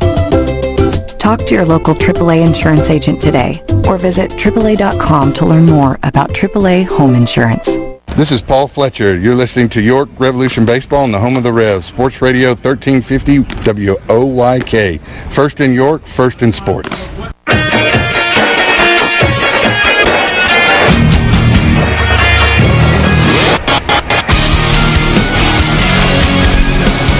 Bottom of the fourth inning from Peoples Bank Park. 4-0 lead for the Ducks over the Revs in the finale of this three-game series. The Revs have taken the first two games of this three-game set, but they trail by 4 here. Haven't gotten anything going offensively against Dennis Grady, right-hander for the Ducks.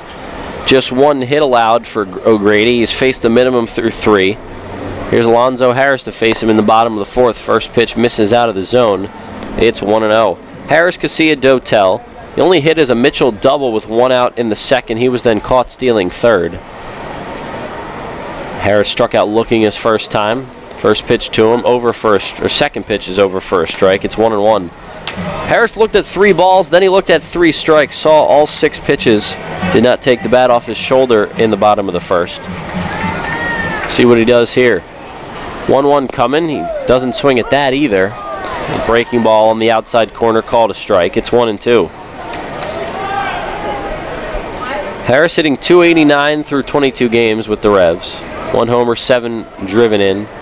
3 for 8 with a double and 3 runs scored this series. 1-2 pitch, swings and foul tips that one to the backstop, staying alive. That's the first pitch that Harris has swung at. It's the 10th he's seen in the game, the first that he offers at. The count goes to 1-2. It stays at 1-2. Revs down 4-0 here in the fourth. O'Grady set on the mound.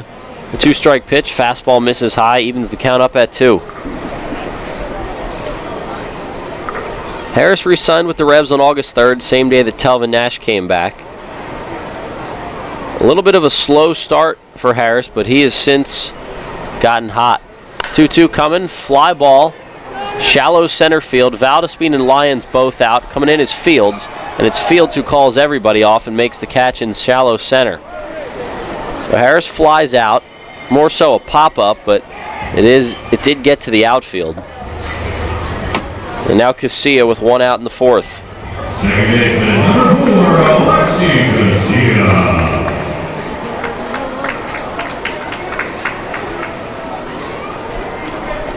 So here's Alexi. Another start at second base in this one. Struck out swinging in the first. 1 out, no one on, as O'Grady has now faced a minimum through 3 1/3. First pitch to Casilla, off the end of the bat, right center field. This one carrying a bit out there. And Fields lost it up in the sun. It's going to drop in right center. Casilla will have a very generous double out there in right center. Fields looked like he had a beat on it out there. Casilla, I mean, that's just a routine fly ball that Fields looked like he had a beat on, and then at the last second pulled away. Must have lost it either in the cloud or the high sky out there. It is sunny, but not too bright and sunny for the outfielders, but Fields completely lost that one. And Casilla into second with a 2-bagger. Just when you think the Revs aren't catching any breaks or can't get anything going, it should be 2 outs and no one on. Instead, it's 1 out and a man on second for Dotel. First pitch to Wellington's a fastball right down the chute. It's 0-1. Revs down 4-0, home half of the fourth. They have just 2 hits in that Casilla bloop double. that Fields lost in the sun. Counts as 1. 0-1 to Dotel. Big rip at that one. He came up empty. It's 0-2. The Revs have a lethal lineup 1 through 9, and even when guys are coming off the bench to fill in the lineup, you got thumpers in there. But Melky Mesa's presence in the 3-hole definitely has been missed today. It's just a little bit different lineup without him in there. 0-2 to Wellington, misses inside 1 and 2. Now Dotel, I mean, he can absolutely handle the 3-hole. He did for most of the year before Telvin Nash came. But it's just not the same, the way Melky's hitting, to not have his presence right there in that 3 spot. Dotel has gotten red hot at other points in the season, though. He check swings at this 2-strike pitch and just fouls it off. That was a pitch way inside, and excuse me, cut at it. Count stays at 1 and 2.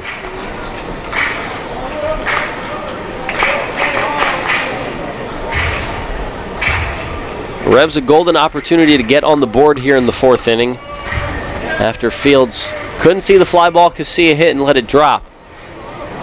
See a good job hustling out of the box that he was able to get to second on that. 1-2 pitch coming to Dotel. Breaking ball slider that, according to the home plate umpire Thomas Gandolfo, Dotel fouled it off. From up here in the booth, it didn't look like Dotel made contact, but he did, and he hangs in there. Fights off another 2-strike pitch. Dotel 10th in the league in hitting coming in, 301. 7 homers, 49 RBIs, a chance for an RBI number 50 here. The 2-strike pitch, Dotel hammers it out to deep left field. Ford going back at the track. It's over his head. He won't get it. It hops over the wall in left center for an automatic double, and the Revs will get a run. Casilla in to score, and the Revs crack the scoreboard. It's now a 4-1 game. Well, O'Grady, I didn't even get a chance to say it. O'Grady slipped off the mound, and avoiding a balk, he just lobbed it to home plate. Dotel smacked that. It was a pitch high in the zone, just a lob over the plate. O'Grady didn't want to balk there. It would have put Casilla on third with 1 out. But instead of taking that pitch, and I'm surprised Dotel was able to react to it, O'Grady just lobbed it over the plate. Dotel picked on a high pitch, like a high arcing pitch and slow pitch softball. Dotel blasted it out to left center. Ford didn't play it well. It got over his head. It took 1 bounce and went over the wall, so it's an automatic double and an RBI for Wellington Dotel. Here's Telvin Nash now in a 4-1 game. Casilla maybe the easiest trip around the bases on 2 doubles that you'll ever see. A wacky turn of events in this one, but it's now 4-1. The Revs have taken advantage of the wackiness. Dotel now 50 RBIs on the year as O'Grady steps off to look him back. Well, Wellington Dotel, he's a character. Loves having fun out there on the diamond more than, most guys. He swung at the pitch that O'Grady just tried to get over so he wouldn't balk. Now Nash takes low and outside again. It's 2-0. Gonna have to see a replay of that one, but the best example is getting a high pitch if you're playing some rec league slow pitch softball and trying to just tomahawk it. Dotel almost hit it out of the park. I think Ford in left was surprised that he swung at it. That's why he didn't get there. 2-0 to Nash. Slider on the outer half. That one's a strike. It's 2-1. Steady diet of breaking pitches for Nash in this one. I don't know if he's seen a fastball. He definitely has not seen one in this AB. Dotel joking around with Valdespin out at second. He dances off the bag. Now no move to second, a step off. And looking Dotel back. Carlos Pimentel, right-hander, warming in the Ducks bullpen. O'Grady having some trouble here in the 4th. This is only his 2nd start of the year. He's made 6 relief appearances against the Revs this year, and the Revs have hit him pretty well. Finally getting to him here in the 4th inning. Man on second with 1 out. Here's the pitch to Nash. That's a fastball that misses a little bit low. It's 3-1. Jared Mitchell waiting on deck. He doubled to right center his first time up. He'd love to hit with a couple men on.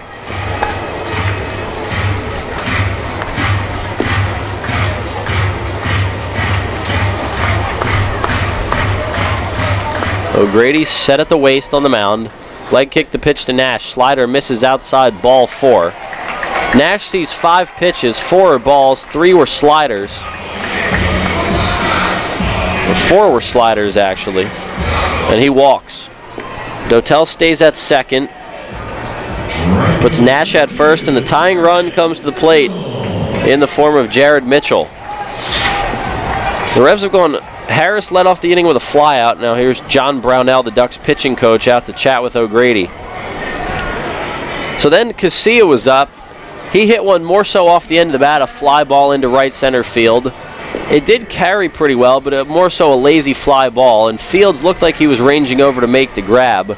Instead, at the last second, he sort of covered his head, backed away, because he couldn't find the ball, whether he lost it in the sky or the clouds, if he had some sun glare in his face, who knows. But the ball dropped in right center for a bloop double for Casilla.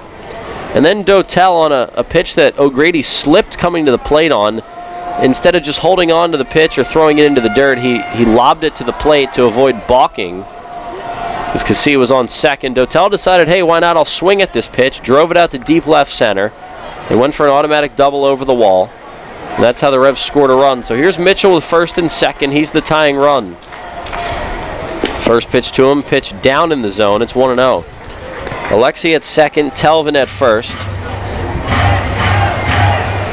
Excuse me, it's Dotel at second and Telvin at first.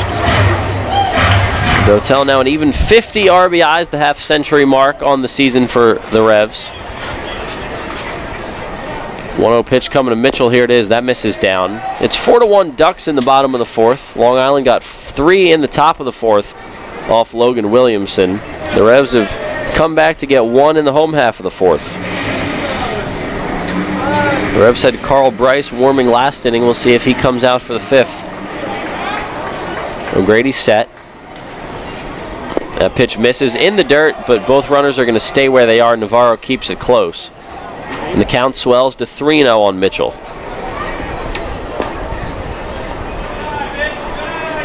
The Revs have 3 hits in this game. They're all extra base hits, all doubles. And it's the reason they have cashed in on a run in the inning.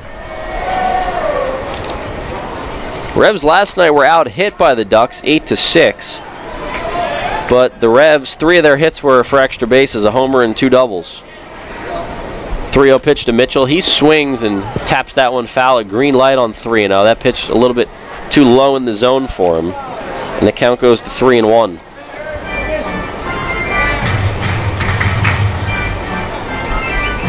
Mitchell with his double, his first time up, riding a 12-game hitting streak. Even after the day off yesterday, getting right back into the swing of things. O'Grady coming with a 3-1 pitch. Here it is. Fastball misses low and away. Ball 4. So the bases are loaded for Ryan Dent, who after last night's home run has crept into the top 10 in the league in homers with 14. He sits in 9th place in the league. And that's going to be it for Dennis O'Grady. Kevin Baez out from the dugout. He'll make a slow walk to the mound. He will pull his starter. Carlos Pimentel will be the man coming in bearing any changes or who they had warming up. Baez takes the ball from O'Grady. Pitching change brought to you by Maple Donuts. The Revs trailing the Ducks 4-1 with 1 out in the bottom of the 4th, but the Revs have the bases loaded for Ryan Dent when we come back. Stick with us. Have you heard? Royal Farms has gotten the national culinary recognition it deserves. Yeah, in Food and Wine magazine's article, 10 gas station foods across the country that are worth the detour, they put Royal Farms' world-famous chicken at the top of the list. Well, we've always known that Royal Farms has the best fried chicken, but now the whole world knows. So hurry into a Royal Farms to pick up some of their nationally recognized world-famous chicken before the world beats a path to their door. Royal Farms, real fresh, real fast. If you own a tractor-trailer business, then you know the cost of having your rig down instead of on the road. Rivers Truck Center in Red Lion keeps your trucks on the road by providing a one-stop shop for all your trucking needs. Rivers handles full-service truck sales and carries a full line of parts for all makes and models, has their own full-service collision center, and provides 24-hour emergency towing and roadside assistance. Check out riverstruck.com for more info. There's a reason Rivers Truck Center has been in business for over 40 years. They really do care.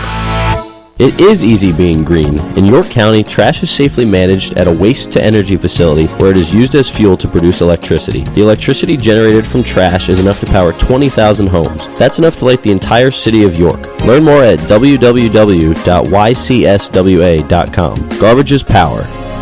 This is Ryan Dent. You're listening to York Revolution Baseball on the home of the Revs, Sports Radio 1350, WOYK, first in York, first in sports.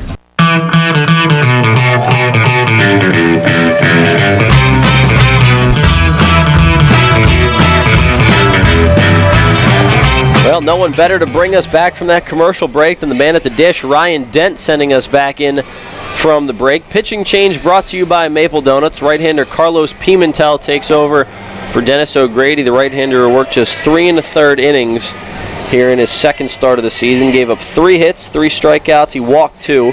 His line is not closed. He's given up 1 run already. It's earned. He's responsible for all 3 runners on base. And I mentioned Ryan Dent, the man of the hour, bringing us back from the commercial because he is the man at the dish. He will hit with the bases loaded and only 1 out in the home half of the 4th.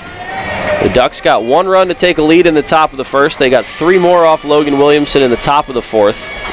And the Revs have answered back for 1 so far in the bottom of the 4th. And now as Pimentel finishes up his warm-up tosses, Ryan Dent will walk to the plate. 1 out in the inning. It's Dotel on third. He doubled. Nash on second. He walked. And Mitchell on first. He also walked. Pimentel getting set, taking his time. This is his 5th appearance against the Revs this year. 1-0 with a 4.50 ERA.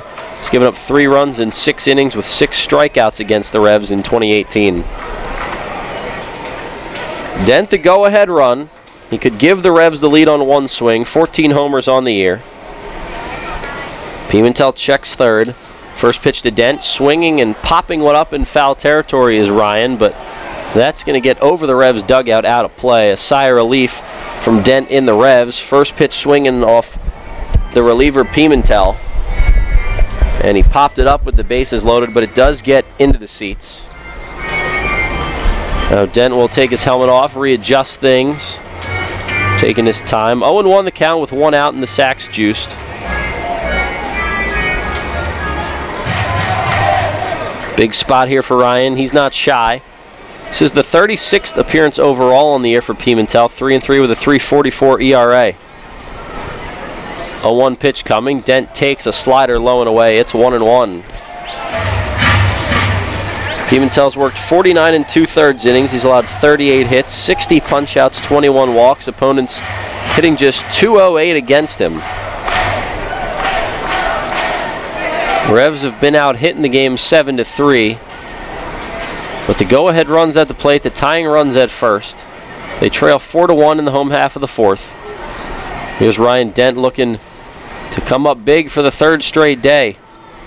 1-1 pitch. That one swung on and fouled off the mask of Deoner Navarro. And the count goes to 1-2. Dent has now homered in back-to-back games after the 3-run shot 2 nights ago, the solo shot last night, both over the arch nemesis.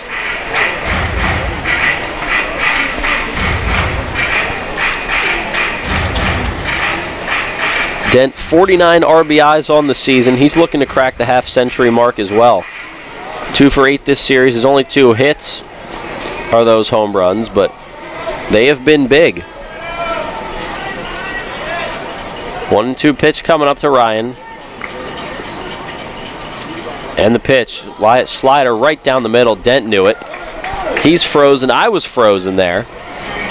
That slider buckled Dent. He just takes it right down the heart of the plate. And that's out number 2. So missed opportunity for the Revs with less than 2 outs and the bases juiced. So here's Michael Burgess, 13 homers, 44 driven in on the year for him. Getting the start as the DH in the 7-hole in this one. Revs down 4-1, bottom 4, but they're threatening. Revs don't want to leave these runs out there. They were down 4-0 coming into the inning. First pitch from Pimentel. Burgess takes for a strike on the outside corner. It's 0-1. The Revs have 22 comeback wins this year. They also have 136 multi-run innings. See if they can add another one to that tally.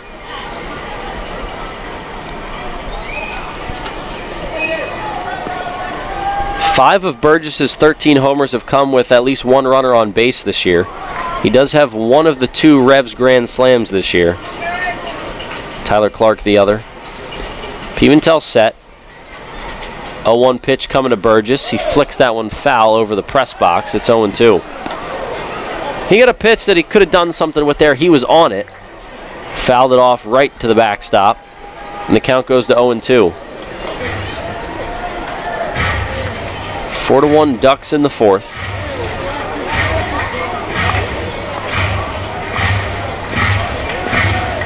Burgess has 10 multi-RBI games this year.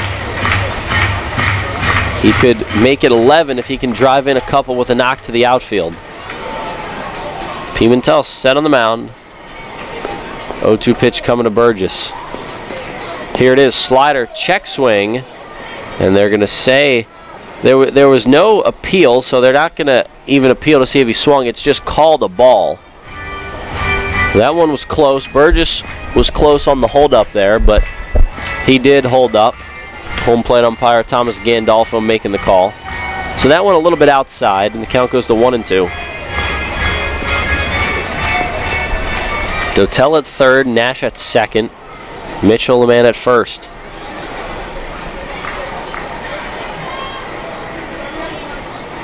Pimentel set on the mound again. 1-2 pitch coming up. Pause. Here's the pitch. Slider low in the dirt. They're going to appeal. No swing. That was a quick appeal and a good job by the umpiring crew. As Gandolfo asked for help from the third base umpire, Jerry Martinez. He said that Burgess held up on that slider in the dirt. Ball did not get too far away from Navarro, so no one can move up. Count goes to 2-2.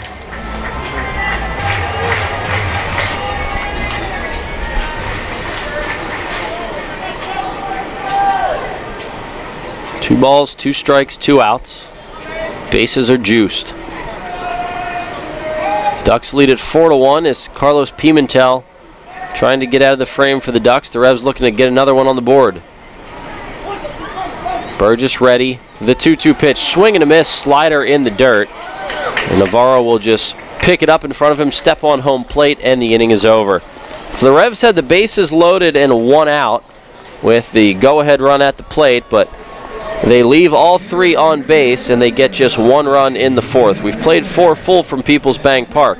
The Ducks lead at 4-1. We'll take a quick break. Hey, it's the good-looking genius at Broadway Transmission.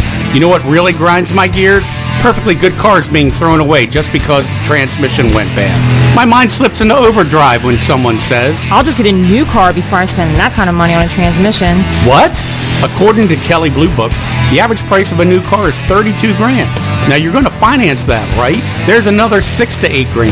And if you drive it off the showroom floor, it loses 20% of its value immediately. Don't forget, you also have to pay sales tax, higher insurance rates, title and registration fees, and come up with $600, $700, $800 a month depending on your interest rates for 5 years. And remember, you will still have to pay for the upkeep of the car. Brakes, tires, wipers, fluids, etc. Stop! Trade your transmission, not your car. Thanks, good-looking genius. You're welcome, ma'am. Broadway Transmission. We'll get your shift together and save you all that dough. Visit us on the web at BroadwayTrans.com or stop in and see how it's done. With the new Express Sports football and car racing from the Pennsylvania Lottery, you can play your favorite sports at participating retailers, bars, and restaurants. Make your picks on your play slip, like touchdown pass on the 3rd play, or the first 3 cars to cross the finish line, and watch the fast-paced lifelike action on the big screen. With drawings for cash prizes every 5 minutes, there's never a dull moment. Come on. Come on. Yes! Express Sports from the Pennsylvania Lottery. Compete from your seat. Players must be 18 or older. Benefits older Pennsylvanians every day. This is Chang Choi, athletic trainer of the York Revolution. You're listening to York Revolution Baseball on the home of the Revs. Sports Radio 1350 WOYK. First in York, first in sports.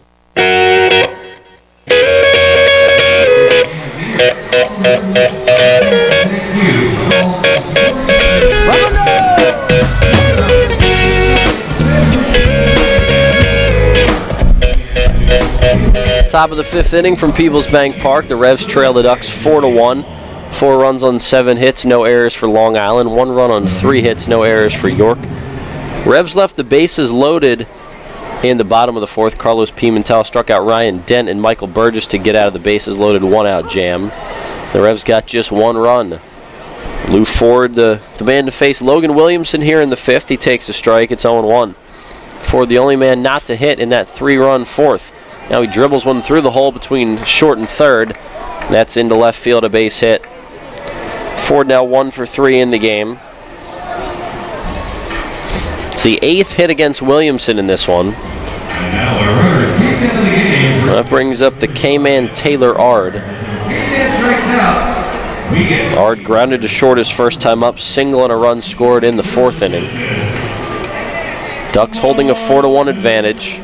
This is a big game for the Revs. If they can earn the sweep against the Ducks, that would pay a lot of dividends moving forward. This is the final series meeting and final meeting overall between the two teams this year. Williamson misses with a pitch inside, a 1-0. Ford's at first. No outs in the frame. 4 times in 5 innings, the leadoff man's reached against Logan. Now Ard shoots one past the diving Ryan Dent at short into left field, a base hit. 1st and 2nd now for the Ducks. It's the 2nd straight inning that the Ducks have gotten their first 2 men on via singles. Ard now 2 for 3.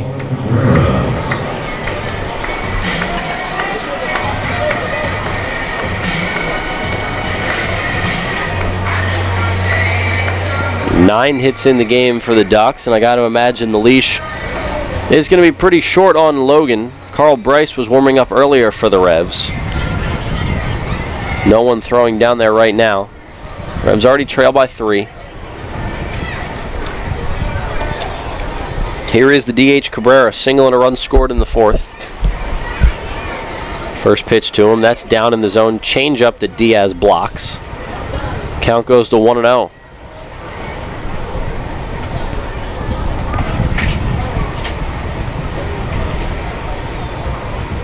And Diaz will get himself reset behind the dish. Logan behind the mound now, getting set to retow the rubber. 1st and 2nd for Long Island with no outs in the 5th. Big open stance for Cabrera. And the pitch. That one misses off the plate. It's 2-0. Williamson losing some steam here in the inning. He worked to allow just 3 runs in the 4th, stranding a pair on base.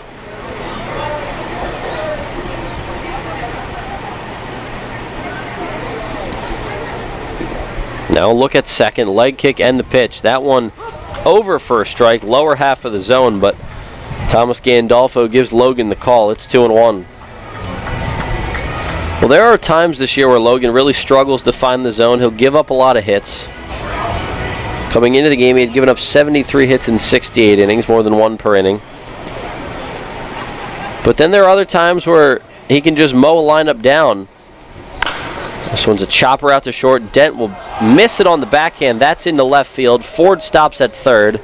The bases will be loaded for the Ducks with no outs in the top of the 5th inning. Carl Bryce has started throwing once again. Well, the line for Logan looks like it will be coming to an end quickly. Brings up the catcher, Deanna Navarro. And the line for Logan has officially come to an end. Not quickly, it is officially over. As Mark Mason is going to head out to the mound. He will bring in the right-hander, Carl Bryce. Pitching change brought to you by Maple Donuts. That's it for Logan. He works 4+ innings. He's responsible for all 3 runners on base, so the line is not closed. He can lose it, he cannot win it. Bryce coming into the game, the right-hander, will step away, take a quick break. Let you know a little bit more about Carl when we come back. Revs down 4-1. Ducks threatening again in the 5th. You know, something funny happens when people buy their dream home. They can both look at the same thing and see it in an entirely different way. He sees a man cave, while she sees an art room. Hi, my name is Ryan Scott with J.G. Wentworth Home Lending, and this has become a common theme from our happy customers. With our competitive rates, quick process, and close-on-time guarantee, why would you choose another mortgage company to finance your dreams? Call us today at 855-JGW-LEND so we can get you on your path towards home ownership.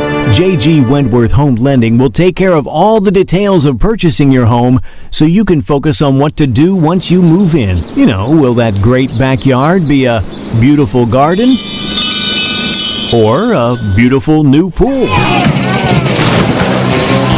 Yeah, that's one detail we'll leave up to you. Call 855-JGW-LEND today. Mortgage loans offered by J.G. Wentworth Home Lending, LLC, 3550 Commission Court, Woodbridge, Virginia, NMLS ID 2925, NMLSConsumerAccess.org, Equal Housing Lender. When you work with an independent insurance agent, you put the power of choice to work for you. Independent agents know several companies and their coverages, which means more options. And because companies like Donegal Insurance Group use the independent agent system, you not only get quality insurance, you also save money. The independent insurance agent system. Discover the power of choice.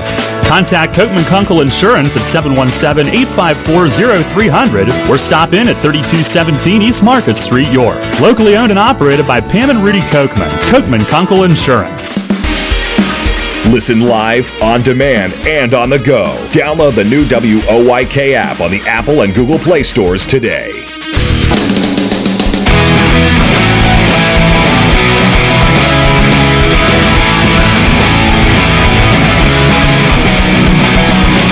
Carl Bryce takes the mound for the Revs out of the break. He'll have the bases loaded and one out with Deanna Navarro at the dish. First pitch to Navarro, misses outside. It's 1-0.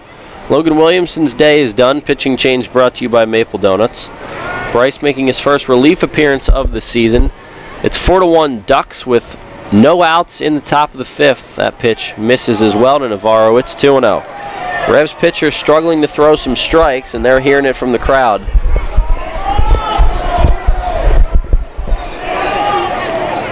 Revs defense giving it a little bit to Thomas Gandolfo behind home plate. Tall, lanky righty Bryce delivers the 2-0. That misses way low and outside. It's 3-0. All three runners on base are Logan Williamson's responsibility. There's a chance that he could end up having a 7 spot on his run total when the day is done. But Bryce looking to avoid that. 3-0 is over for a strike. And now some serious cheering from the Revs fan section right behind the dugout as they are unhappy with Gandolfo's strike zone in the inning. Williamson goes 4+ as Navarro launches one out to deep left field. Dotel going back at the track, the wall. He makes the grab in front of the arch nemesis. Throw goes into third. Tagging and scoring from third is Lou Ford. It's now a 5-1 game. Well, a few more feet depth-wise, and that's a grand slam, so it stays in the yard. Dotel played it well at the track. Good job getting the throw into third. That keeps the two other Ducks runners where they are at first and second. But another run does come in to score for the Ducks. 5-1 now on the sac fly from Deanna Navarro. Here's Miles Williams, the right fielder. Big hack at a first pitch fastball, swings through it.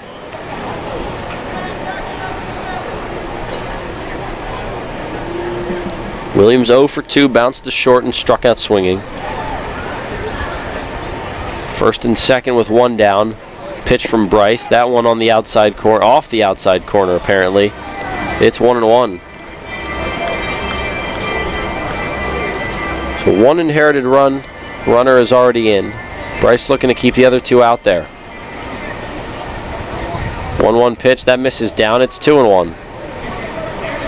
5 runs on 10 hits. No errors for the Ducks. 1 run on just 3 hits, no errors for the Revs. Bryce set, now steps off, looks back at Art at second. Art and Cabrera, the runners at second and first respectively, both singled in the inning. Ducks had 3 straight singles to start the frame. Now Williams takes the ball off the plate, and Gandolfo really squeezing Bryce here. Count goes to 2-1. 3-1, excuse me. Well, Bryce avoided walking Navarro and got him to fly out. And the 3-1, Williams drives it to the right center field gap. Mitchell's not going to get there. This will probably score both runs. Ard coming around third. He scores easily. Now Baez is going to wave Cabrera around, but he missed third base. He'll have to go back. It's an RBI double for Miles Williams. It's a 6-1 Ducks lead. But the Revs avoid another run coming in to score as Cabrera stops at third. Well, this one getting a bit out of hand for the Revs. We know they can put together a rally like it's nothing and come back, but it just doesn't seem like it's their day today. As Bryce lets another one of those inherited runners score. Well, Cabrera goes first to third, Williams to second on the double. It's 1 RBI out of it. It's the second straight multi-run inning for the Ducks. First pitch to the next batter, Cody Puckett's a ball in, 1-0. The Revs will bring the infield all the way in, needing to cut off as many runs out there as they can. Puckett takes a ball off the plate as Bryce gets squeezed again. It's 1-1. 11 hits, and we're not even through the 5th inning for the Ducks.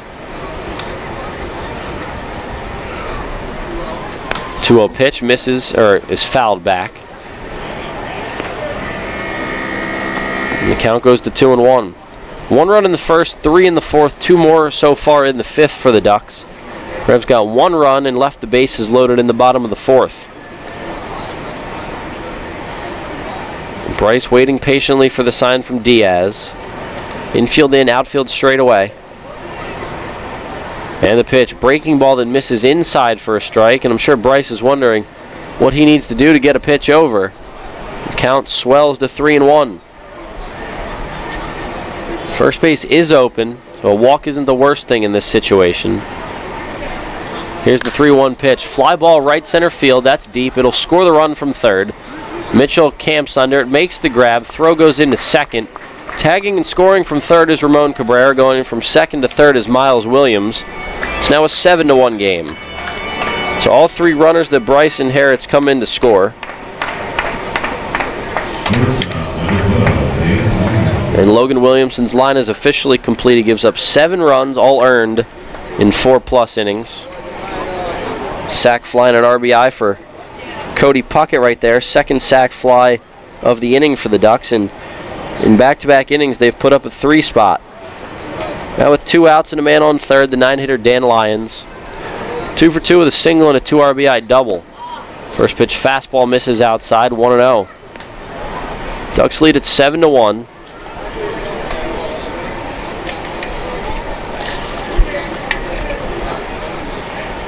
Bryce set on the mound. 1-0 pitch. Fastball swung on and missed. Good pitch there from Carl.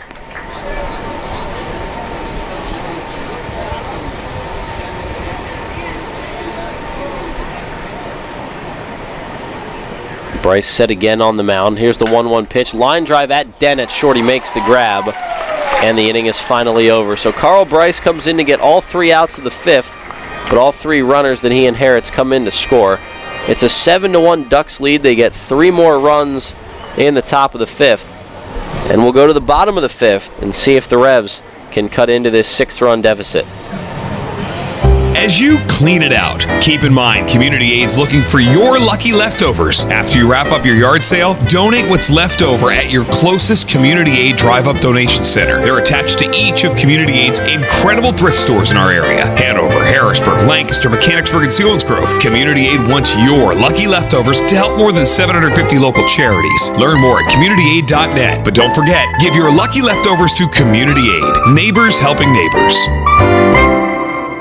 Show your patriotism and Revs spirit with the new York Revolution Hat Pack. Get 6 undated ticket vouchers to use any way you'd like and 2 parking passes, plus an exclusive Revolution hat featuring the Revs logo in red, white, and blue. It's an exclusive design from York's own Legacy Athletic and one you can only get through this special offer. The Revs Hat Pack. 6 game ticket vouchers, 2 parking passes, and an exclusive Revolution baseball cap, all for just $75. Get yours while supplies last at YorkRevolution.com or 717-801-HITS.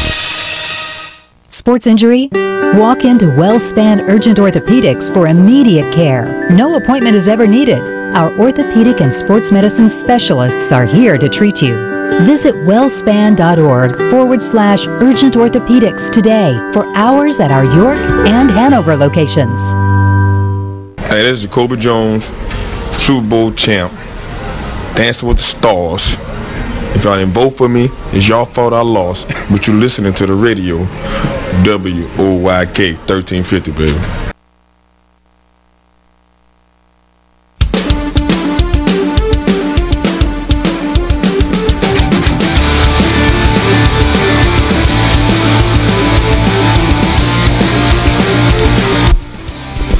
We're moving along slowly, but we're moving along here from Peoples Bank Park. Bottom of inning number 5. Revs trail the Ducks 7-1.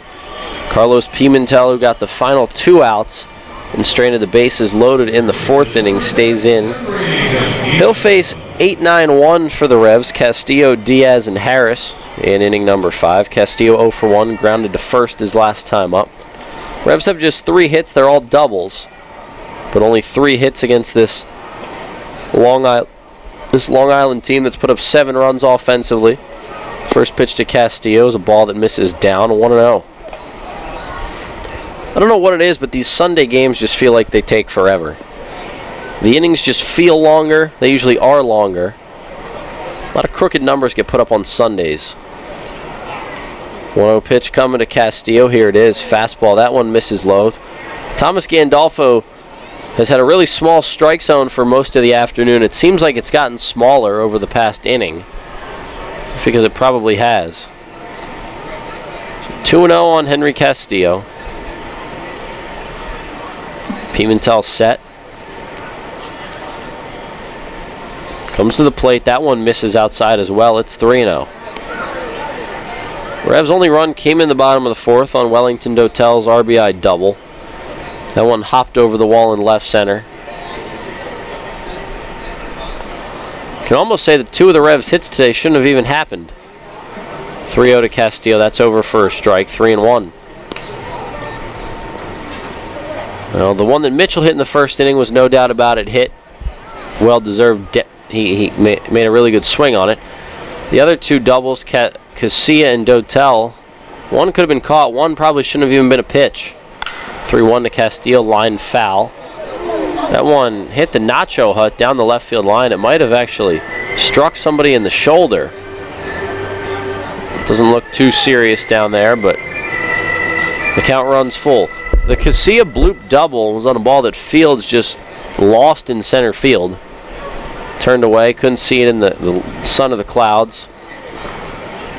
And then Dotel swung at a pitch that O'Grady lobbed over because he slipped. As Castillo takes ball 4. That missed low and away. So a leadoff walk for Henry Castillo as the Revs look to claw their way back.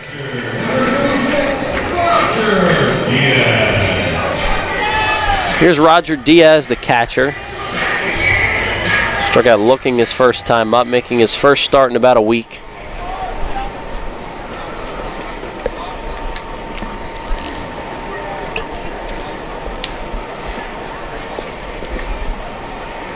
Pimentel set. Pitch over to Diaz. That's a strike. It's 0-1. Fastball in at 91. Castillo at first. The Ducks will play for 2 up the middle. Commanding 7-1 lead for Long Island. The Revs haven't done much offensively.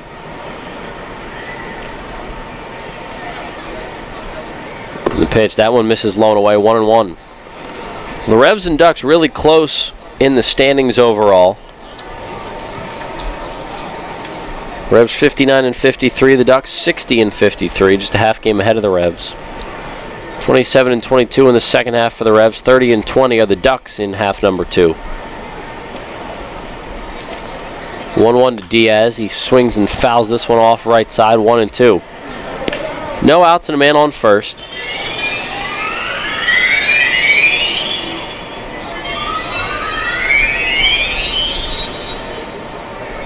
With a win today, the Revs would take the season series 10-8 over the Ducks, but Long Island up by 6 right now, doing their best to try to make it a season split at 9-9. That one misses a little bit high. Diaz thought that one was a little high too, so he took it.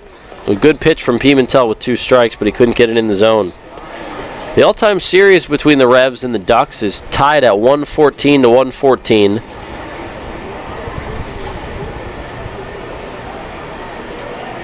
3-2 pitch to Diaz. Or the 2-2 pitch, that misses, so now it's 3-2.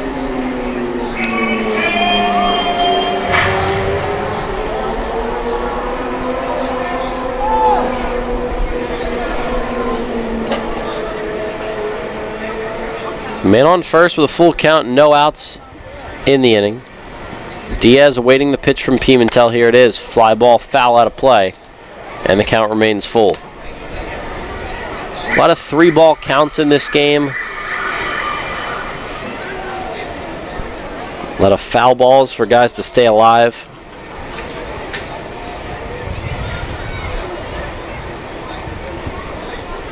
Diaz back in the box. Full count pitch coming again. Here's the 3-2 once more. Diaz fouls that one away and hits it off the top of the cement behind home plate. It pops up in front of the netting. Count stays full. 7-1 lead for the Ducks in this one. We're in the home half of the 5th.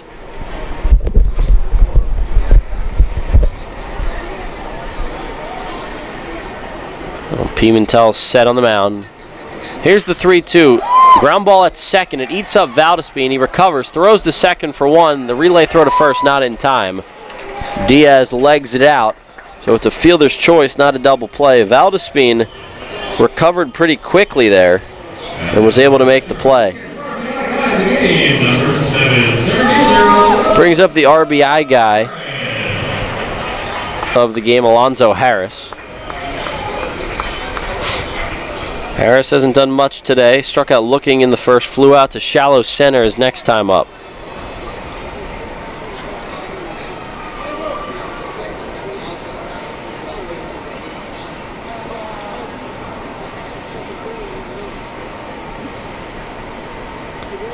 First pitch coming from Pimentel. Harris takes a huge rip and fouls it back to the netting.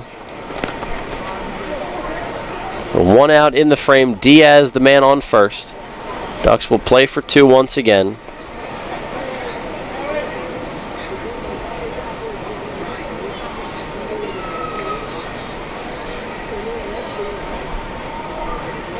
Now Pimentel to the plate. Harris takes a slider off the plate, and the count goes to 0-2. It's 7-1 Ducks in the 5th as the Revs looking to make something happen.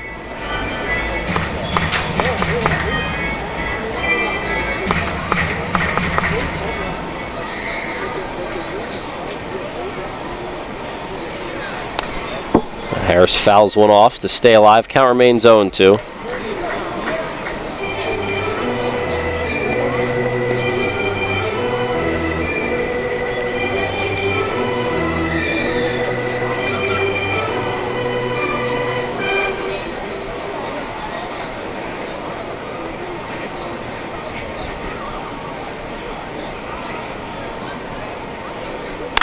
Now Harris shoots one up the middle, diving stop by Lyons. He throws to second for one, double play. A 6-4-3 double play to end the inning. And the Ducks do turn one. The fielder's choice almost was a double play, the previous batter. But they do get out of this one with a 6-4-3 double play. Nice diving stop by Lyons up the middle. And the inning's over. Through 5 full, it's 7-1 Ducks. Don't go anywhere. Money and business are essential to the strength of a community. So is cheering and celebration and music and fun. That's why York Revolution games, concerts, youth sports, special events, and more happen at a place called People's Bank Park. People's Bank has been serving York County for more than 150 years. Always cheering, always celebrating, always committed to the things that make York County great. And to you having a great time at People's Bank Park. People's Bank, member FDIC, equal housing lender. Planning your next visit to York? Book your stay at Courtyard by Marriott. Conveniently situated near local businesses, shopping, dining, downtown, and local attractions, Courtyard by Marriott features a state-of-the-art lobby, inviting flexible spaces to work or relax, free Wi-Fi, our well-equipped fitness center, and the bistro offering healthy options and refreshing choices, including Starbucks and an evening bar. Your stay is sure to be more comfortable, productive, and enjoyable than ever before. Courtyard by Marriott, 2799 Concord Road in York. Book your stay at 717-840-7840. You'll always hit it out of the park with great Best Yet products from your neighborhood SureSave stores. Like party platters with $18.93 deli items. Team up Best Yet hot dogs with Best Yet kettle cooked chips. And get Best Yet 12 packs of soda and Best Yet Rising Crust pizzas at Saubles Markets in Shrewsbury, Stewartstown, Whiteford, and East York. And at Nell's Market Fresh Foods in Spry. Hi, this is United States Olympic gold medalist Jenny Finch. You're listening to York Revolution Baseball on Sports Radio 1350. WOYK. First in York, first in sports.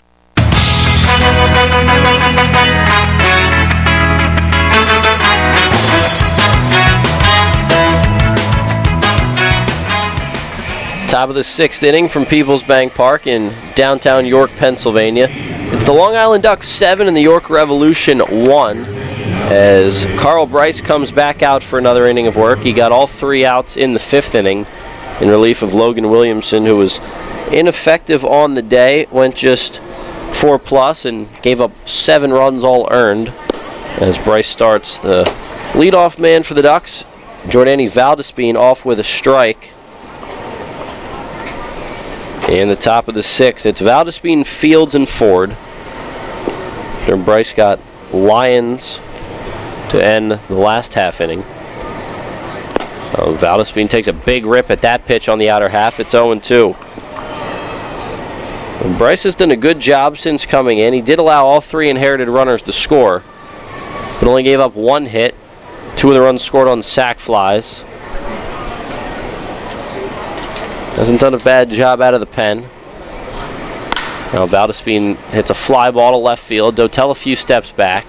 At the track, he makes the grab, maybe about a step shy or right at the track. And that's the first out of the 6th.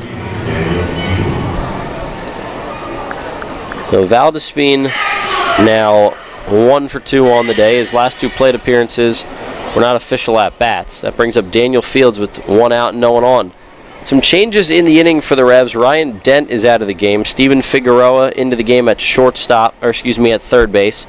Henry Castillo moves from third to short. I'm all screwed up. But it's Figueroa at third and Castillo now at short. Dent out of this one. 1-0 the count on Fields. Diaz wanted it a little bit low. That one was up in the zone. 2-0 now.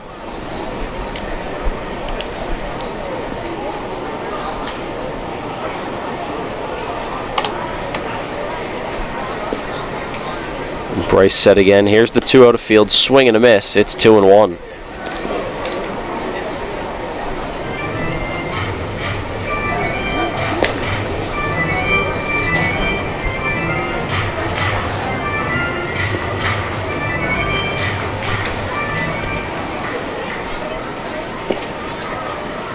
Next pitch from Bryce. That one fouled out of play, and the count goes to 2-2.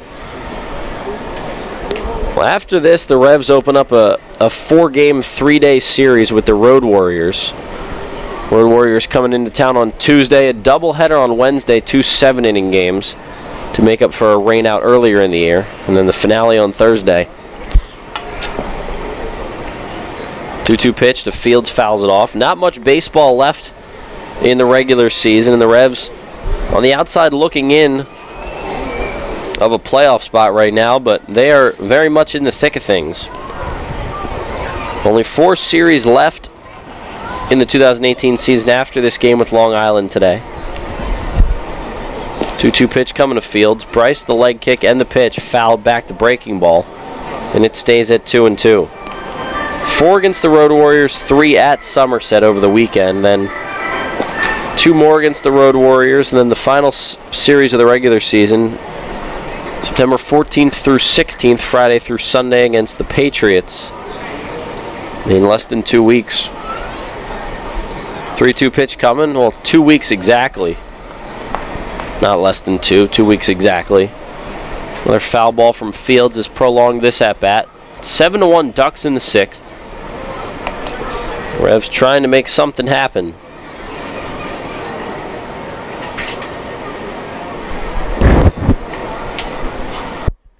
Next pitch from Bryce, swing and a miss, breaking ball in the dirt.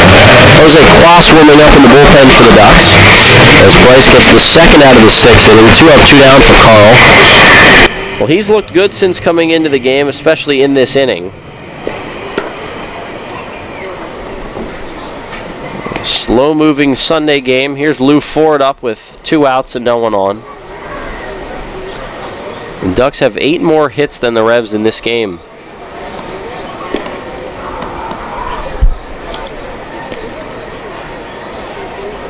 First pitch to Ford. Chopper out to short. Coming up on it is Castillo. He has it. First chance at short.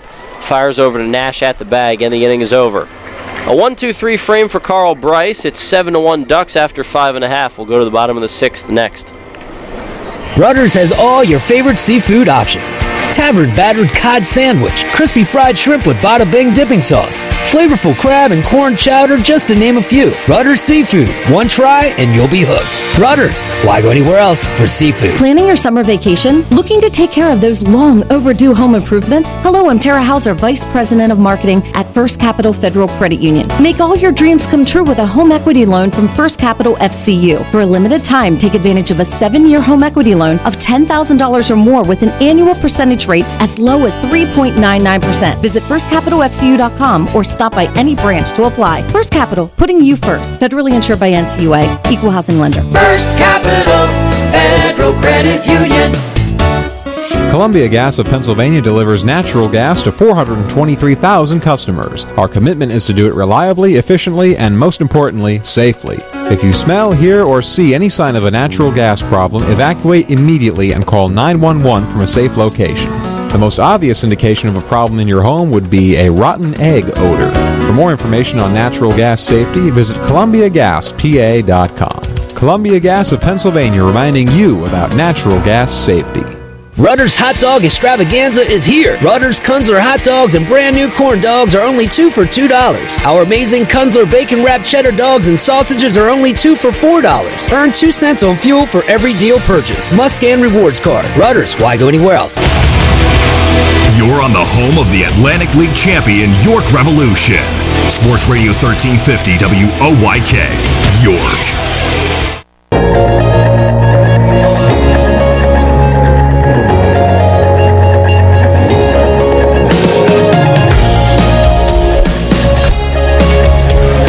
Bottom of the 6th inning from Peoples Bank Park. New pitcher into the ball game for the Ducks is right-hander Jose Quas through a third of an inning in last night's ball game. So he is out there for the bottom of the 6th in this one. Quas did not give up a run in just a third of an inning. I should say not a run charged to him. However, he did surrender the lead as the go-ahead run for the Revs scored with him on the mound last night on Isaiah Tejeda's chopper 2-out RBI double into left. It was Jake Fisher's run. So Quas gets a scoreless third of an inning there, but he did allow the inherited runner to score. Here's Alexi Casilla to hit, leading off the 6th against Quas. Takes a first pitch strike on the outer half, 0-1. The third baseman, Puckett, is up a little bit on the bag, respecting Casilla's speed. Everybody else back deep in the infield. 0-1 to Alexi. Chopper to first base. Ard backs up on it, takes it on 2 hops. He'll run it over to the bag himself, which is a couple steps over there. 3 unassisted on the putout. Casilla now 1 for 3. Well, here's Wellington Dotel. He's got the only RBI of the game for the Revs, an RBI double. And he hit the left center, an automatic double over the wall in left center his last time up. Revs got only 1 run in that 4th inning. They left the bases loaded. Could have easily been a bigger frame, but they got just 1. First pitch from Quas, that misses outside. Goes to the backstop. Navarro missed it. 1-0. Dotel 1 for 2.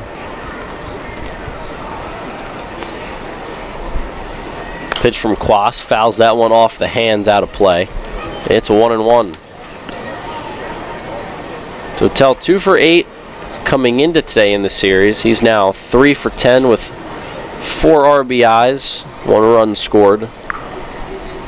And even 50 RBIs on the year after the double his last time up. 1-1. There's a pitch from Quas, and one swung on and missed by Dotel. And the count's 1-2.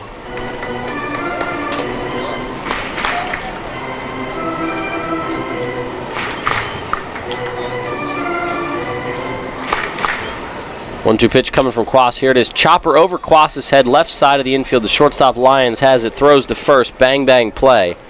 But Lyons gets Dotel. 6-3 on the putout. It was one that Dotel thought he maybe had a chance to beat it out.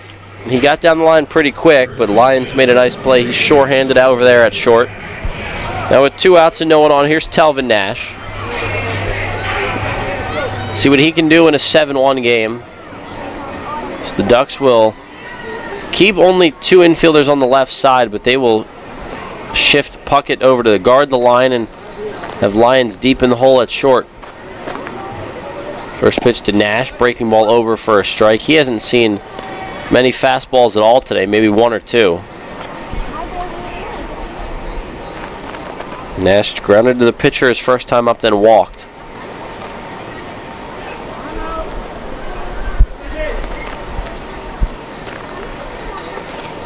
A 0-1 pitch coming. Telvin getting set in the box. 2 plate taps. Quas set on the mound. The right-hander delivers, and the pitch. Fastball inside corner for a strike. Nash not happy with the call. Now that pitch probably is not a strike. It hasn't really been called all day, but it is called there. 0-2 the count.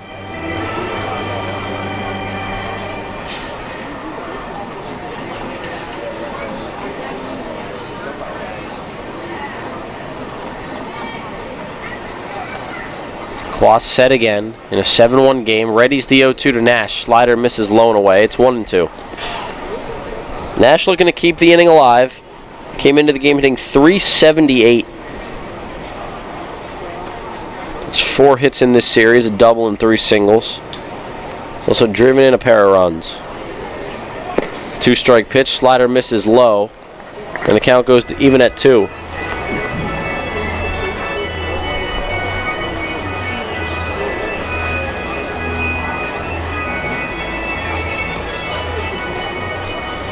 Two balls, 2 strikes, 2 outs, no one on base. Nash looking to spark a 2-out rally.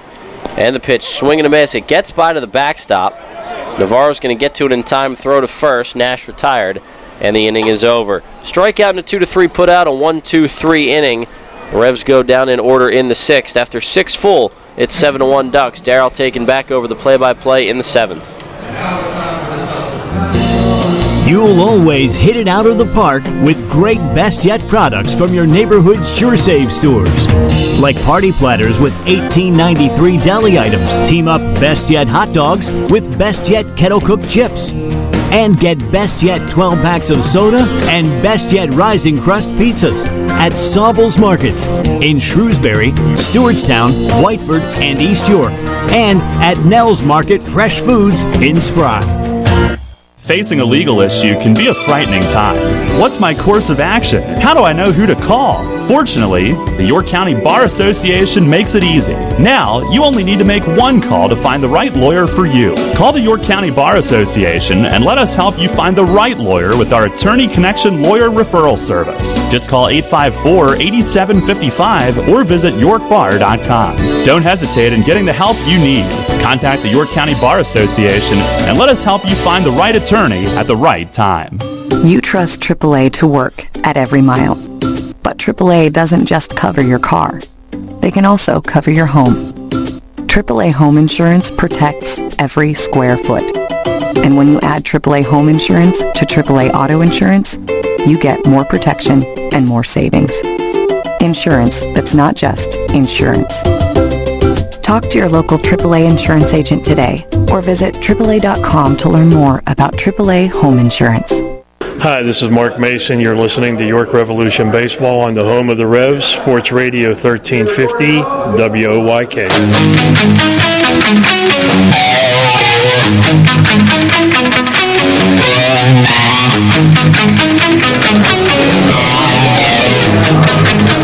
Head of the 7th inning here this afternoon at Peoples Bank Park. It's a 7-1 Long Island lead.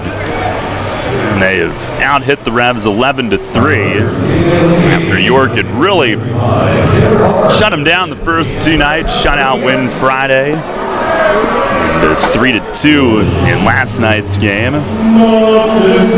Now the K-man, Taylor Ard, will lead things off. Carl Bryce stays in. His first pitch of the inning is down and away. Bryce a 1-2-3-6. Then have a couple of inherited runs come in against him in the fifth inning. They're looking to go 3 in relief as Ard swings and misses. Fastball to the outside corner there. And it's a 1-1 count. Ard today 2 for 3, 2 singles, 2 runs scored. He's gotten his average up over 290. 1-1.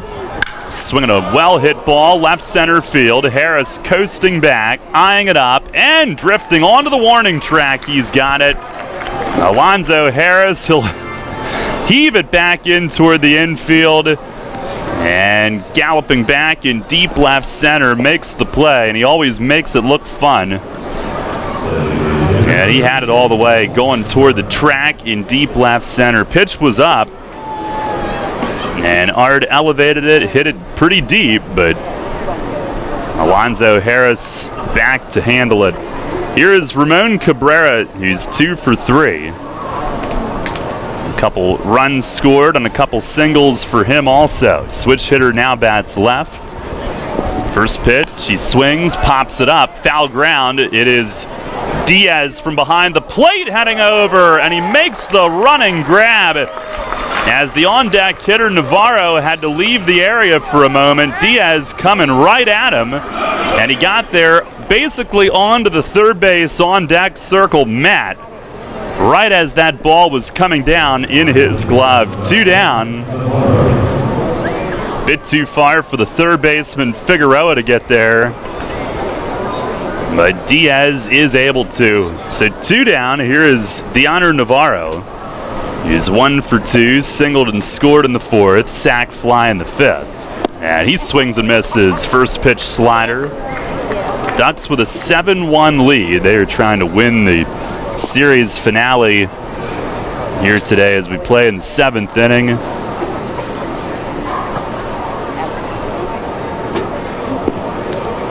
There is some good news out of town. Here's the 0-1. Fastball right there at the knees. Strike. On our York Mitsubishi out-of-town scoreboard, Somerset is up 9-3 in the 5th inning at New Britain. Trying to sweep that one on the road. Now the 0-2, breaking ball in tight. So if the Revs did lose today, they would fall to a game and a half behind Long Island overall, but that's not insurmountable by any stretch. And if Somerset wins, Long Island's division lead would still be only 1 game. Bryce fires, and it misses outside 2-2. A little shaky when he came in with those inherited runners scoring, but he is looking to settle in and give him a pretty good and pretty long stint in relief today. And now he's ready. The 2-2. Swinging a shot up the middle, a base hit, as Navarro hits it in between the second base bag and the shortstop Castillo. He's a 2-out base runner. Ducks with their 12th hit. Is Navarro's second today. We don't have an update on the Road Warriors in Southern Maryland. I don't know why. They were supposed to start an hour ago. And Lancaster is at Sugar Land, 7:05 Eastern. And here is Miles Williams. First pitch is fouled against the netting. Up there firing away. He's 1 for 3. Strikeout, ground out, double today. The Revs hosting the Road Warriors. First of a 4-game, 3-day series Tuesday night. Pitch, and a swing and a pop foul the other way and right, well out of play. Tuesday at 6:30, doubleheader Wednesday beginning at 5:30. And then after Thursday's game, the Revs have somewhat of a doubleheader Friday at Somerset. They will complete that suspended game from a couple of weeks back. Bryce, the 0-2. Swinging a line drive, right field. Mitchell drifting back with it, and he runs it down. Jared Mitchell smooth in right, and the line drive carried to the edge of the track, but he's back to handle it. No runs, 1 hit, and 1 left. Stretch time here at the bank. It is a 7-1 Long Island lead.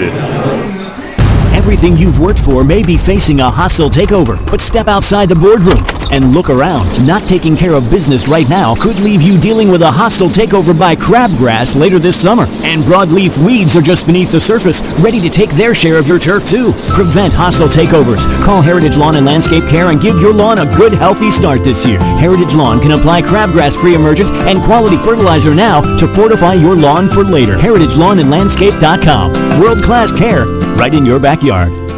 Presley Ridge believes that strong families are the foundation for strong communities. With compassionate and caring professionals, Presley Ridge offers individual, child, and family therapy in addition to foster care and other in-community services.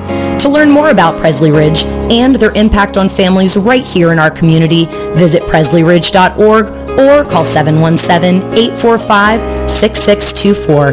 That's 717-845-6624. Money and business are essential to the strength of a community. So is cheering and celebration and music and fun.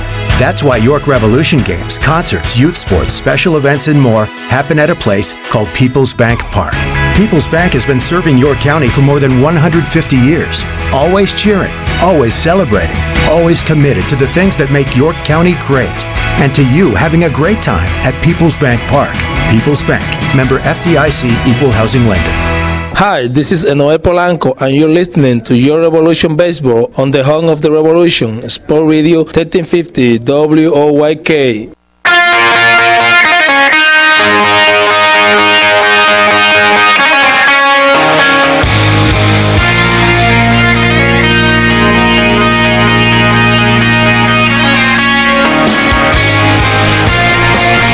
Bottom of the 7th, left-hander Asher Tolliver is in.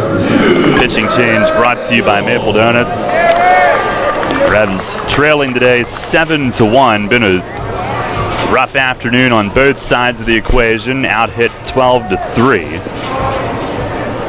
Fourth inning, they were down 4-0. Had a chance to answer right back. They had a one-out Sun lost double that Alexi Casilla reached on. Then Dotel doubled him in. Then a couple walks loaded the bases, but they lifted O'Grady.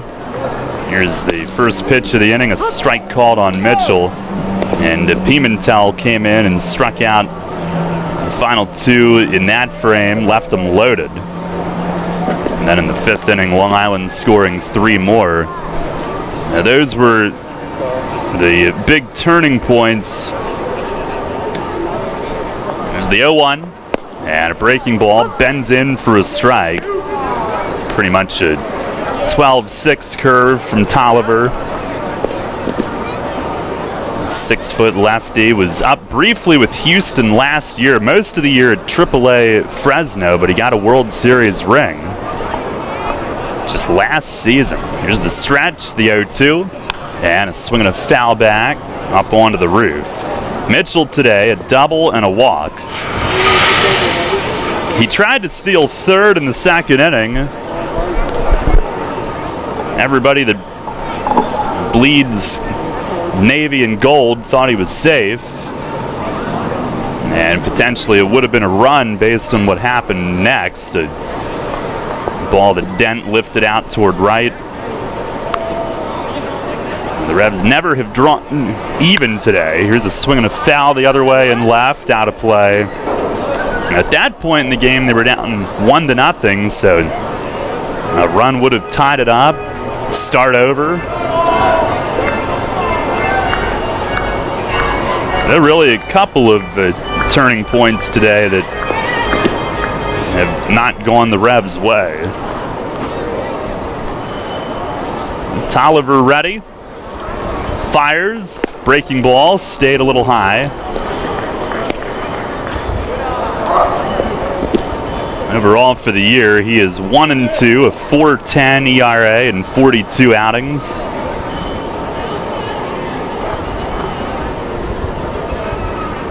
And now he's set at the belt. 1-2. And a swing and a pop foul back into the seats. Well, beginning this homestand, this is a 7-gamer. The Revs on the schedule, playing 12 of their final 15 at home. So technically the suspended game goes back to the August 17th date when it gets finished. Tolliver the pitch, fastball down and in. So let's say that on Friday, September 7th, let's say Mitchell, who's up right now, let's say he hits 3 grand slams in the resumption at Somerset. Technically, for record keeping, he will have hit 3 on August 17th. Here's a ball down low. And now it's a full count. Saw that earlier this year when the Nationals had a suspended game. Juan Soto was brought up, hit what everybody thought was his first big league home run. And he hit one in the suspended game, so it went back to that date, the date the game started. Pitch is up high, and Mitchell walks. What a battle as he works his way on to start the bottom of the 7th inning. Leadoff base runner. He's been among the league leaders in walks all year. And he's on base 3 out of 3 times today. But yeah, in the big leagues, Soto ended up with a first major league home run for a second time. Here's Figueroa. First pitch is hit foul off the screen to the left of home plate. It is his first at bat of the day. Came in defensively, hopefully everything all right with Dent. They put Figueroa at third. Castillo went from third to short.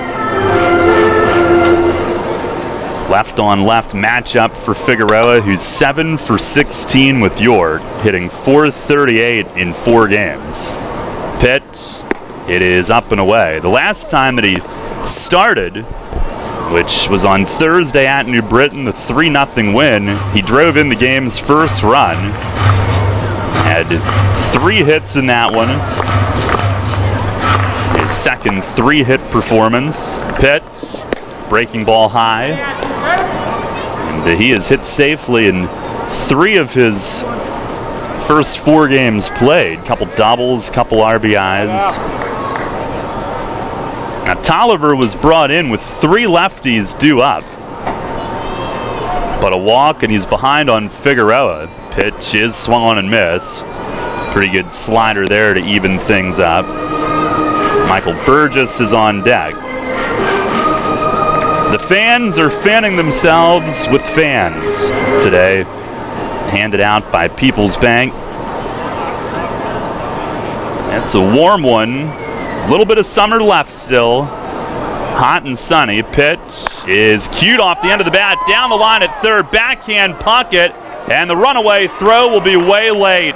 Figueroa legs it out. He's 8 for 17. He's got a hit in 4 of his first 5 games with York. And a cue ball spinning along the line at third. Puckett was off the line a bit. Had to go way to his right, backhand it. And then the throw running away had no chance with Figueroa's speed. First and second, no outs. Revs down 7-1. That's their 4th hit of the day. By 2 lefties that Tolliver has faced, he has retired neither. And here's Burgess, who's 0 for 2. First pitch, it is up and in. And Burgess this year has actually hit lefties a little bit better than right. He'll stay in there against them pretty well. Today, a fly out to deep right center and a strikeout. On the stretch, the pitch, down and away.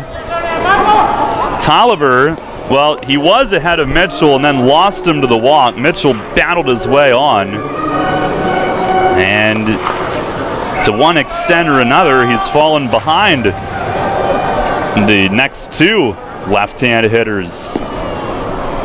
He does have plenty of room to work with today. Here's the 2-0, and that misses high and wide. Now the Ducks are getting a right-hander up.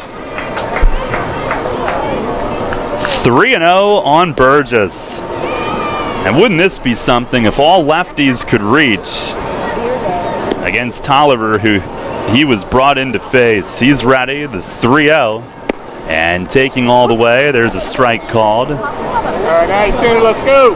Henry Castillo on deck. And whoever they have up throwing won't be ready anytime terribly soon. Revs have Highland Piguero up in their bullpen. Here's the stretch, 3-1, and a swing and a pop foul. This will come back toward the roof.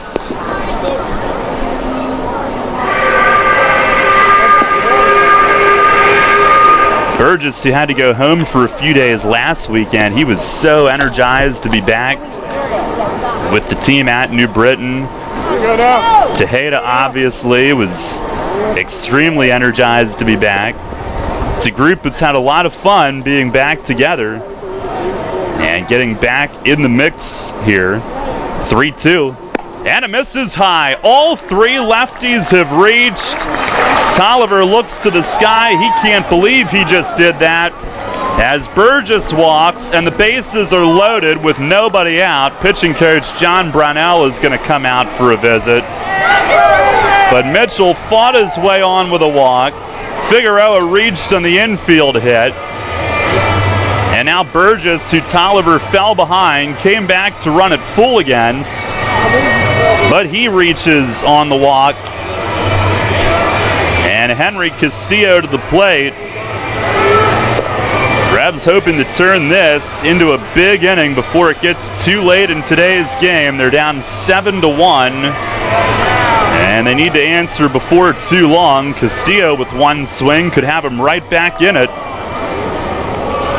And he will be introduced as the visit has ended. Castillo is grounded out today and walked. He's been a hot hitter though. And switch hitter will bat from the right-hand side.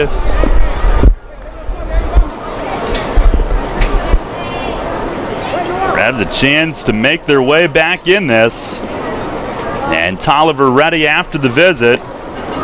First pitch, it is down low. And he continues to miss early in counts. Well, this is a chance for the Revs to get back in this thing. And hey, you're down 6, but you can't tie it with one swing. Probably can't tie it with two swings, but chipping away is the name of the game right now. 1-0. That's high. And Tolliver this year, he has walked 22 in 42 outings, so a little over one every other outing. It's right-hander Colton Murray who's up in the Ducks bullpen, briefly a Philly a couple years back. Here's the stretch. The 2-0. Swing and a line drive. It's a base hit into right center. Mitchell scores. Here comes Figueroa. 7-3. And still nobody out here in the 7th inning. Henry Castillo, a 2-run single over the second baseman, Valdespin, and into right center. Well, that's a good piece of hitting by Henry, just inside out. Just send it the other way. That's a ball where you could try to yank it and take it to the pool side, but you might roll over on it. He goes the other way with it, just dumps it into right center. Bases loaded and no outs. That was a prime position for him to come through, and he did. Now Kevin Baez just went running to the mound, wasting no time. They had already spent a visit, so Murray is on his way in. Pitching change brought to you by Maple Donuts. Tolliver faced 4 hitters, got none of them out. It's 7-3, and it's first and second. Roger Diaz facing Colton Murray when we come back. Hear that? It's the sound of summer. Sound nice? Call Kona Ice. We do it all. schools, sporting events, parties, both corporate and birthday. You name it, we'll be there. We bring the party to you. If you need a little bit of fun in your life, we're the shaved ice truck for you. Oh, and we fundraise too. This summer, cool down with Kona Ice. Give us a call at 1-800-KONA-ICE or visit us online at www.kona-ice.com. Kona Ice. Flavor our world.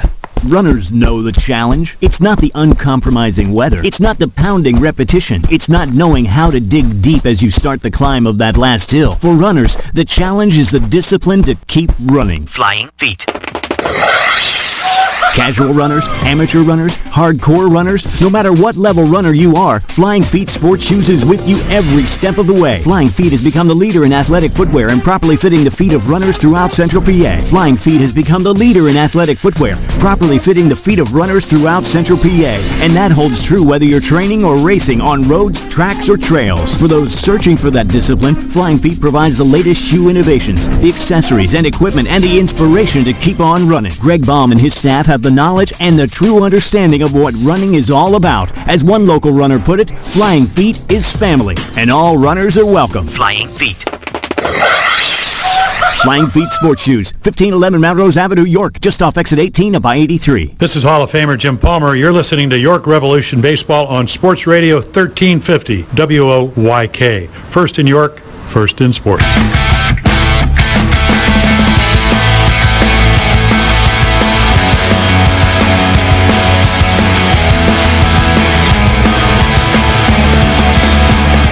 Colton Murray is the new pitcher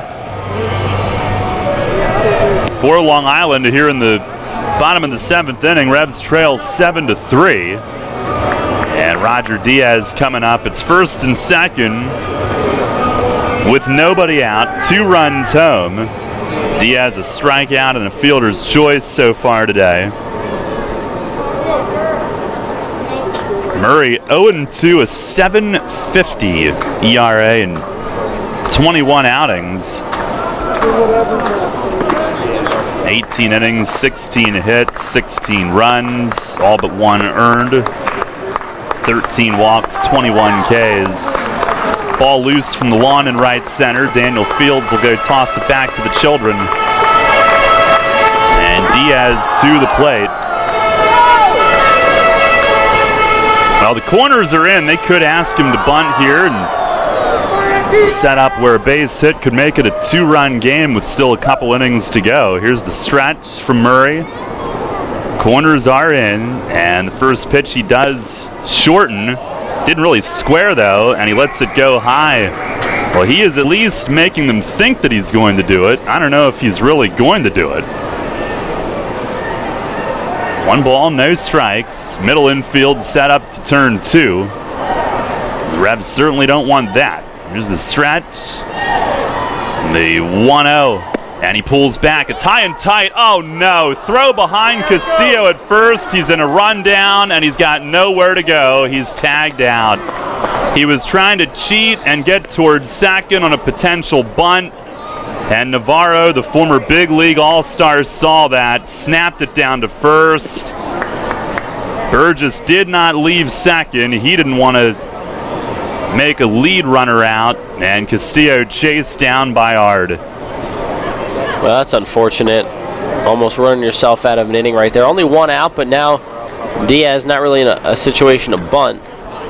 It's a missed opportunity. And it was a 2-0 count. The pitch to him.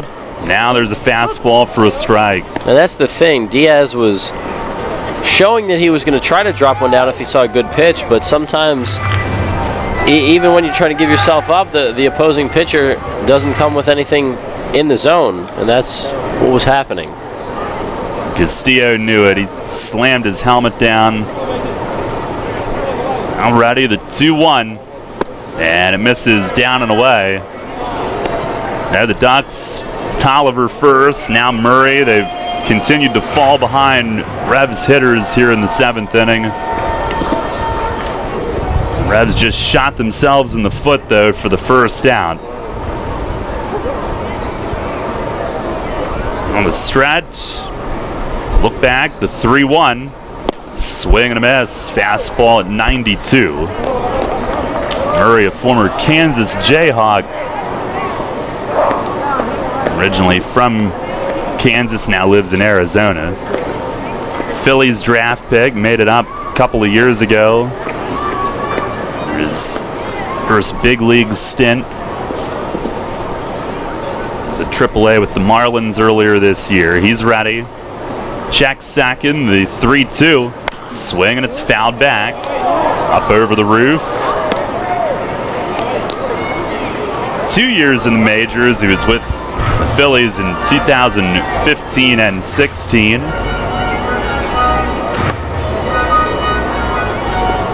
His major league debut, he struck out David Wright and Michael Kadire facing the Mets. 7 years in the Phillies system. He fires, swing and a miss. Came back to get Diaz on a fastball away. And now Burgess, the lone base runner, still out there. He's at second with now 2 outs in the inning. Back to the top, and Alonzo Harris. And that's what happens when you make outs on the bases. The inning changes because Diaz isn't up there bunting then, and then he's overmatched by Colton Murray. Murray gains more confidence because he knows that he just has to get one over. Now here's Zoe, who's 0 for 3 today. Murray the pitch. Fastball, that's a called strike. Revs Baseball brought to you in part by Wise Markets, York Water Company, and Twin Pine Country Farm Store. They've scored 2 this inning, cutting the deficit to 7-3. Now time asked for. Burgess at second with 2 outs. Zoe trying to at least get him home with a base hit. Murray ready. Paused on the leg kick. Pitch is swung on, fouled away. Right field side. So he does his own little timing maneuver there, pausing on the kick. Maybe he saw Troy Tersey do that and said, I think that looks cool. You never know. I doubt it. No, yeah, I mean, the pitcher's always looking up to pick up an advantage. I think I'd seen him do that earlier this year, but didn't expect that. Here's the 0-2. Oh, chin music, and Zoe dives to the dirt, and it did clip his arm on the way down. That one slipped. Murray ahead 0-2, did not want to do that. And Zoe had to hit the deck. Now I thought it glanced off his arm, but Mason Chong are going to meet him toward first base and make sure he's okay.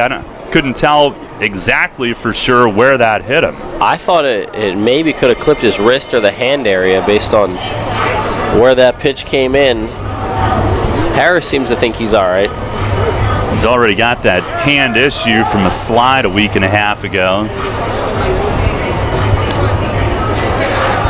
And he will stay in. The tying run is now on deck, which is Dotel. And Alexi Casilla will come to the plate. 1 for 3 today with a double that was lost in the sunlight by Fields in center. And he scored back in the 4th inning after reaching on that hit. Revs down 7-3. The stretch for Murray. And the first pitch, swing, and he fouls it back. The Revs have 2 hits this inning. One was erased on the pick by the catcher Navarro. But they now have 2 walks and a hit batter in this inning. So the Ducks are not helping themselves on the mound either. Murray ready with it. And the 0-1, swing and a miss. Good fastball down in the zone at 93. And Murray a strike away from ending this Revs threat. It's only the 7th.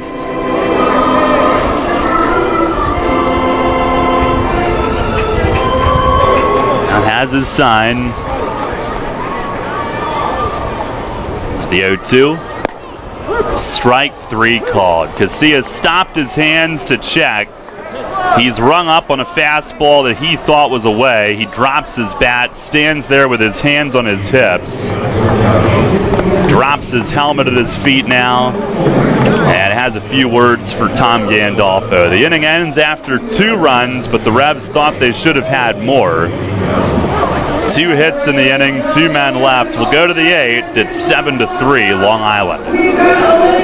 You hear a lot about CPAP masks these days, but here's something you don't hear much about. Over half of the people who wear a CPAP mask for sleep stop wearing it within a year. How's that working for you? Dr. Gordon Bell would like you to hear this. York Dental Sleep Therapy has dental options that can help many of those people. If you or someone you live with is struggling with sleep apnea, visit yorksleep.com and see how Dr. Gordon Bell can help return your home to peaceful nights of deep, restful sleep. If you're groggy during the workday, if you wake up feeling exhausted, if you would like to get your nighttime sleep patterns back to a healthy state, get a confirmation from your doctor, then meet with Dr. Bell at his office on West Market Street in Hallam. He'll evaluate your symptoms and discuss which treatments would best suit your situation. Dr. Bell can restore restful sleep and get you feeling better day and night. York Dental Sleep Therapy. Call 316-1299 or visit yorksleep.com to learn more. Show your patriotism and Revs spirit with the new York Revolution Hat Pack. Get 6 undated ticket vouchers to use any way you'd like and 2 parking passes, plus an exclusive Revolution hat featuring the Revs logo in red, white, and blue. It's an exclusive design from York's own Legacy Athletic and one you can only get through this special offer. The Revs Hat Pack. 6 game ticket vouchers, 2 parking passes, and an exclusive Revolution baseball cap, all for just $75. Get yours while supplies last at YorkRevolution.com or 717-801-HITS. Local sports on WOYK are brought to you by Maple Donuts, York's great tasting family tradition. Hi, I'm Joel Embiid of the Philadelphia 76ers. Catch Sixers basketball all season on Sports Radio, 1350 WOYK, first in York, first in sports.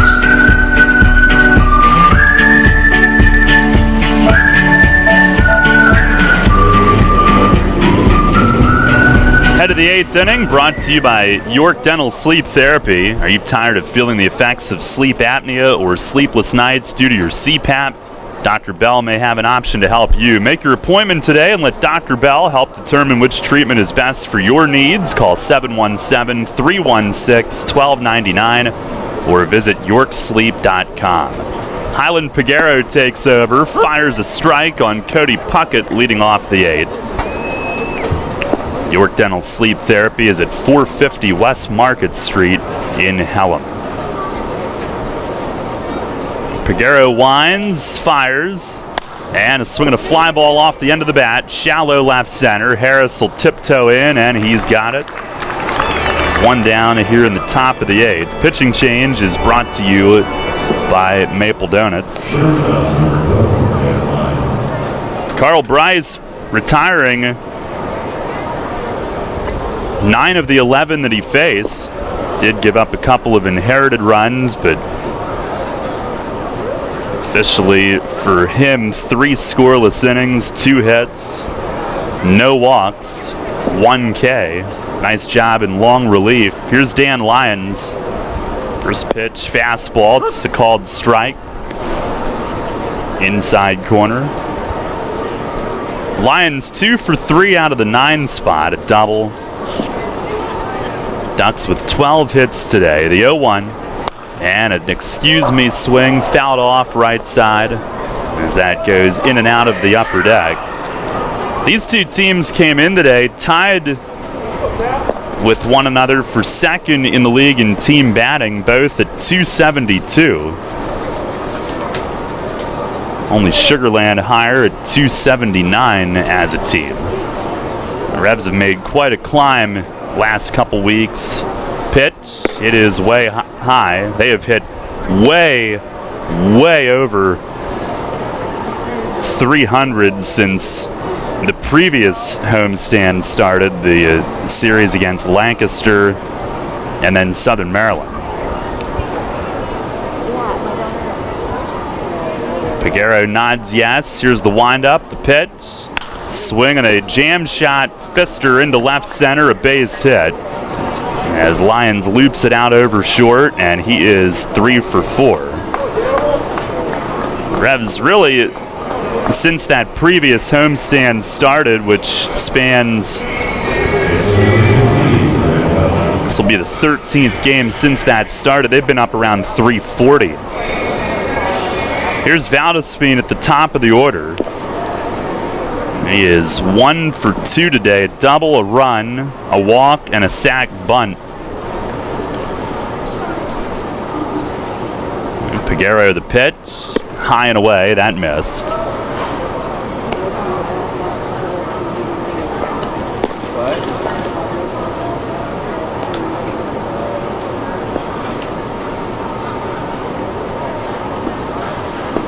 Revs' 5-game home winning streak is at stake. The pitch, it is across for a strike. Valdespin didn't love it. Matter of fact, going back to that homestand against Lancaster that started August 20th, Revs finishing with 18 of their final 24 at home. Here's a fastball just outside. And now it's Pregame who's bothered, as he thought that was pretty similar to the previous one. Valdespin chirped, and maybe that influenced the call on the next one. 2 balls and a strike. I guess that's why you complain. Pregame sets, fires, breaking ball a little high. The Revs have done a pretty good job of taking advantage of all these home games. They did go 5-2 on the homestand against Lancaster in Southern Maryland, then took 2 out of 3 at New Britain. So far, they've won the first 2 here against Long Island. 3-1, and it misses away. Valdespin is on the walk. Now he reaches for the 3rd time today. And it is 1st and 2nd with 1 out. Revs fans, stop in and visit Famous Hot Wiener's newest location after the game at the BJ's Target Complex in West Manchester. You can also visit us at our 2 Hanover locations, one in the north end of town at 160 Dart Drive or downtown at 101 Broadway. Go Revs. Here's Daniel Fields, and Pregame fires a strike over the outside corner. This time he connects on it. And Fields jawing. Getting to this point in the game, everybody's got an opinion on it now. I mean, every single guy who's been up there. It's been both sides. Guys have complained, so at least you know it's been consistently inconsistent. Now it's swing and a miss. Good slider there. Fields 1 for 4 on his day. 1st and 2nd, 1 out. Long Island a 7-3 lead in the 8th. Pregame the pitch. Swing and a miss. A slider, and he strikes him out on 3 pitches. Fastball called strike, and then 2 swings and misses on sliders. 2 down here in the top of the 8th. And Lou Ford up next. Ford 1 for 4, singled and scored back in the 5th. The Revs are off tomorrow, then hosting the Road Warriors Tuesday night. It's a Wellspan Sports Medicine Silver Slugger Tuesday. First pitch, fastball right there for a strike. Get your tickets for that game or any of the remaining games at YorkRevolution.com. 717-801-HITS and the Revs ticket office. Pregame, the 1-strike delivery. Nope, he lifts the leg instead, turns and looks Lions back.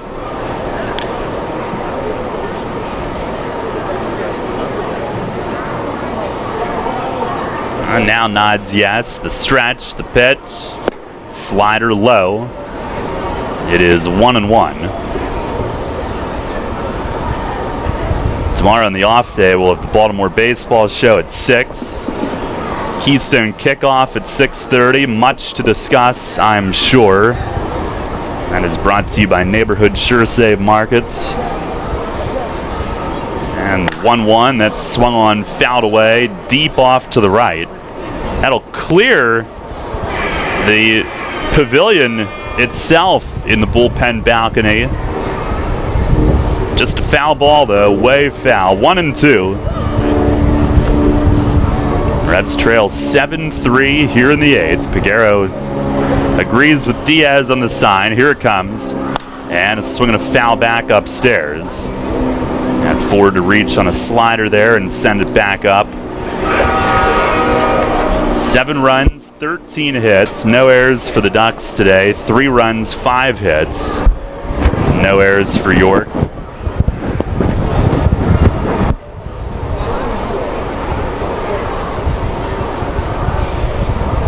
Peguero nods yes once again.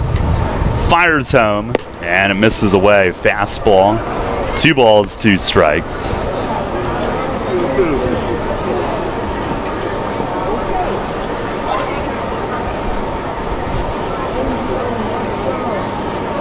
Come on now.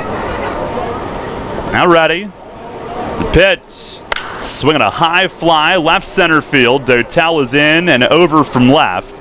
And drifting with it, he'll make the one-hand grab as he snatches it down against his thigh. And it's a scoreless top of the 8th for Highland Peguero. No runs, 1 hit, 2 men left. We go to the bottom of the 8th inning. 7-3 Long Island. There's a lot of talk out there about good health care. We all want a good plan. But step outside and take a good look at all those beautiful trees and shrubs in your yard. Do you have a plan to maintain their good health? Heritage Lawn and Landscape Care has a veteran staff of 12 fully licensed and trained tree health care professionals to rely on, including 10 certified arborists and 3 PA certified horticulturalists. So don't let your trees and shrubs fend for themselves against Mother Nature. Visit heritagelawnandlandscape.com and get world-class care right in your backyard. Sports injury? Walk into WellSpan Urgent Orthopedics for immediate care. No appointment is ever needed. Our orthopedic and sports medicine specialists are here to treat you. Visit wellspan.org/urgent orthopedics today for hours at our York and Hanover locations. It's going to be another epic year in high school football, and Sports Radio 1350 is ready for kickoff. Tune in every Friday night this fall for the high school football game of the week, presented by WellSpan Sports Medicine. Plus, go to WOIK1350.com for a full breakdown of the teams and the players of the 2018 York Adams League. The high school football game of the week, presented by WellSpan Sports Medicine. Catch the action every Friday night on Sports Radio 1350, online at WOIK1350.com, or download the new WOIK app. Listen live, on demand, and on the go. Download the new WOIK app on the Apple and Google Play stores today. Hi, this is Dan Patrick. Join me weekday mornings at 9 on Sports Radio 1350 WOIK.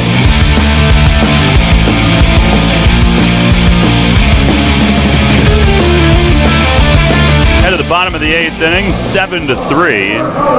Long Island in front, trying to salvage the finale today and end the Revs' 3-game winning streak overall, 5 in a row here at Peoples Bank Park. Right-hander Logan Andrasek is the new pitcher, 6'8", 230-pounder. Pitching change brought to you by Maple Donuts. Saw him work a 1-2-3 7th last night. The big league vet will face Dotel, Nash, and Mitchell here. Andrasek 2-1, a 1.65 ERA in 15 outings, 22 strikeouts in 16 1/3 innings. First pitch taking all the way. It's a fastball at the knees for a strike, 93. Dotel 1 for 3, RBI double back in the 4th. As the Revs were building a threat that inning, but left them loaded, scored only 1. Now a ball in the dirt, ricochets off Navarro's shin guard and over all the way toward the Revs dugout. And the other main threat came in the 7th. Last inning, the Revs scored 2, but felt like they left some meat on the bone. Now a fastball just missed away. 2 balls and a strike to Dotel.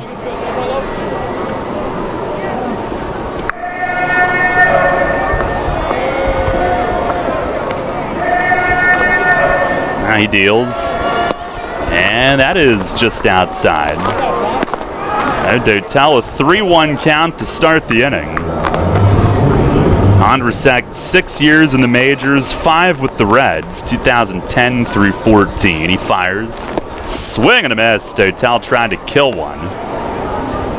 I couldn't connect. Andrusek kept it down low, and he's got, like we said last night, being 6'8", throws overhand. He's got certainly downward tilt on his pitches.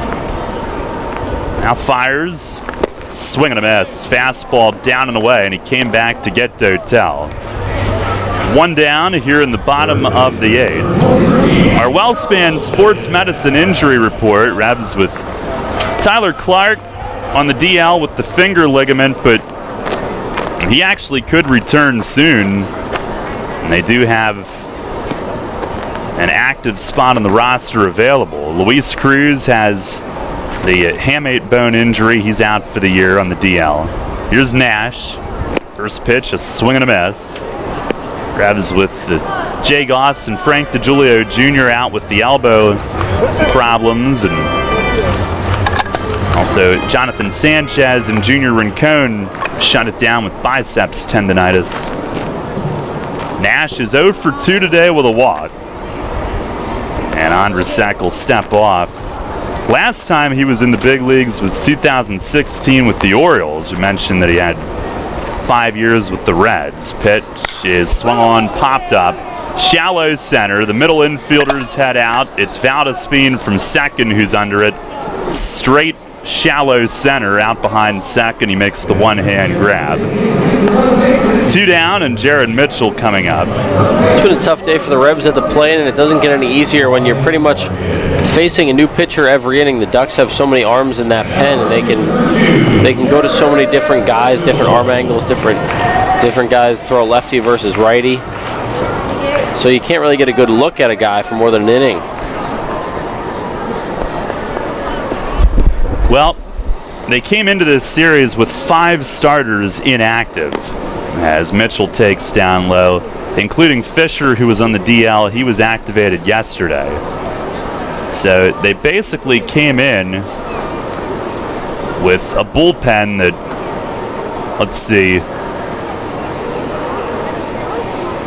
has 9 available arms, and they have 5 available position players on their bench.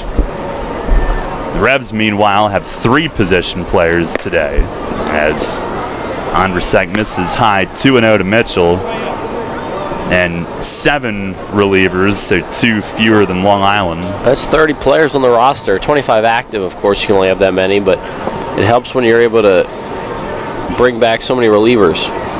Now swinging a pop-up, and it's foul to the left of home plate. Navarro, the catcher, is over, and he's got it.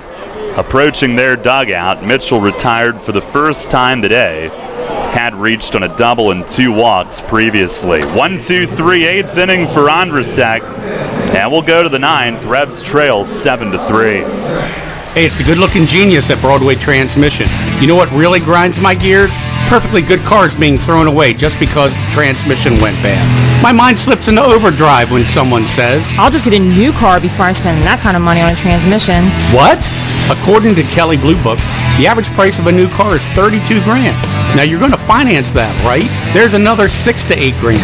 And if you drive it off the showroom floor, it loses 20% of its value immediately. Don't forget, you also have to pay sales tax, higher insurance rates, title and registration fees, and come up with $600, $700, $800 a month depending on your interest rates for 5 years. And remember, you will still have to pay for the upkeep of the car.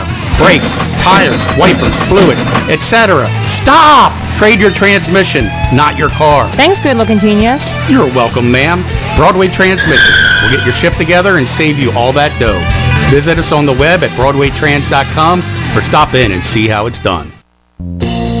You'll always hit it out of the park with great Best Yet products from your neighborhood Sure Save stores.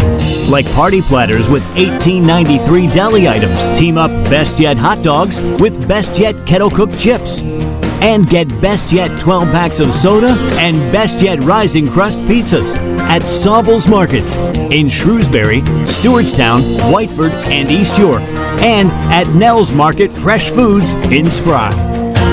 This is Hall of Fame third baseman Brooks Robinson. You're listening to York Revolution Baseball on the home of the Revs, Sports Radio 1350 WOYK.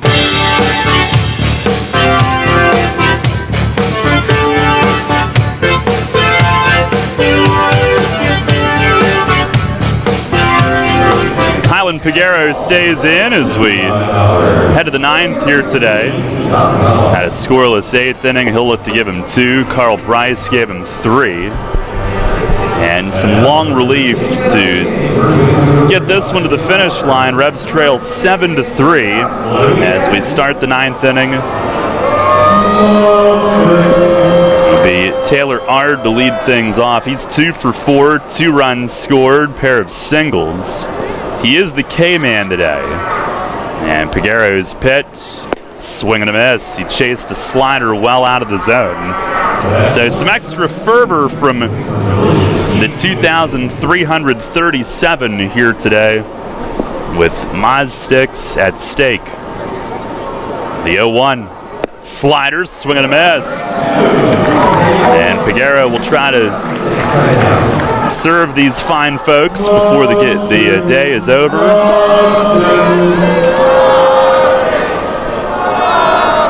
Now he winds, he kicks, fires, swing and a miss. He got him with a slider down and away. Strikes him out on 3 pitches. And the Revs could be down 4 in the 9th, but when Maz sticks have just been ordered for free, all is right with the world. Sure, absolutely. It's a good thing that Peguero has that strikeout pitch working, and it's good to see him getting back into the flow. Do not come between these folks and their free cheese. Here's Ramon Cabrera, who's 2 for 4, 2 singles, 2 runs scored. Peguero stares over the tip of his glove, a long look to Diaz, now winds it, fires it, and it's inside, a fastball.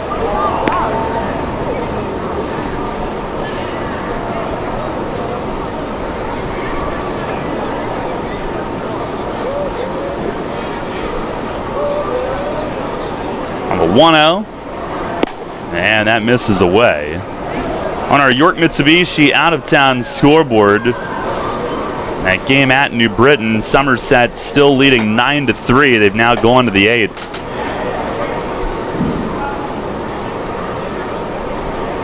The 2-0, fastball in for a strike. So if the Revs don't come back, they'd be a game and a half behind Long Island in the overall standings. But if Somerset hangs on, Long Island's lead in that division would still be only 1 game. Pitch, swing and a miss, slider. Ducks with a 4-run lead do have K-Rod loosening.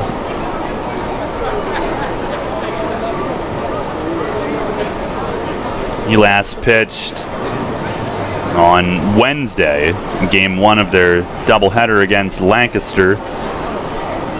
The 2-2. Swinging a ground ball down to first base. Nash corrals that. He'll call off Peguero and take it to the bag himself. 2 up, 2 down here in the top of the 9th. Cabrera saves some energy and didn't quite make it all the way to first base there. I'll bring up Deoner Navarro.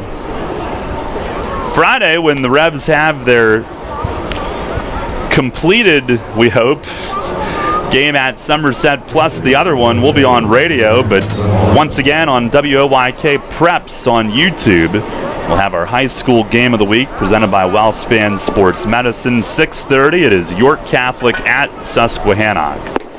And here is Navarro, who lays off low and away. Navarro 2 for 3 with a run scored, had a sac fly in the 5th. Peguero the 1-0. And a swing and a floater foul. That'll find the seats, first base side. Guy made a great effort to catch it one-handed, barehanded. It bounces, and now he's got it. Navarro, 13 years in the majors. Originally the Yankees in 04, then the Dodgers for a couple of years, and he would later have another stint with them. The Devil Rays and the Rays. Here's a swing and a miss, a slider. The Reds, Cubs, Blue Jays, and White Sox, most recently 2016. And he split time with the Blue Jays and White Sox.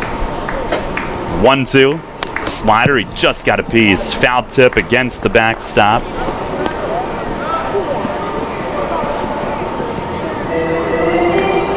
The The 2008 All-Star game at Yankee Stadium is the one that went, I think it was 13 innings. Might have been more. It was extras. He went 1 for 4 with a walk in the game, as Pregame misses down and away. Not often does a hitter get 5 plate appearances in an All-Star game. That was a long one. JD Drew, the MVP of that game. Didn't Brad Lidge get the loss in that game? I just know he was warming like 6 different times. Right. Here's a swing and a miss. A slider from Pregame gets Navarro swinging to end the inning. And Pregame works 2 scoreless in relief, 3 strikeouts, 2 there in a 1-2-3 ninth. Last chance for the Revs today. Bottom 9, trailing 7-3. This is Dan Connolly of the Athletic Baltimore. Join me all season on Mondays at 6 for the Baltimore Baseball Show, right here on Sports Radio 1350 WOYK. I've got you covered every week with the latest news and insights on all things Orioles and all things MLB. Plus exclusive interviews straight from the Orioles clubhouse and from my colleagues around the league. The Baltimore Baseball Show, Mondays at 6, right here on Sports Radio 1350 WOYK.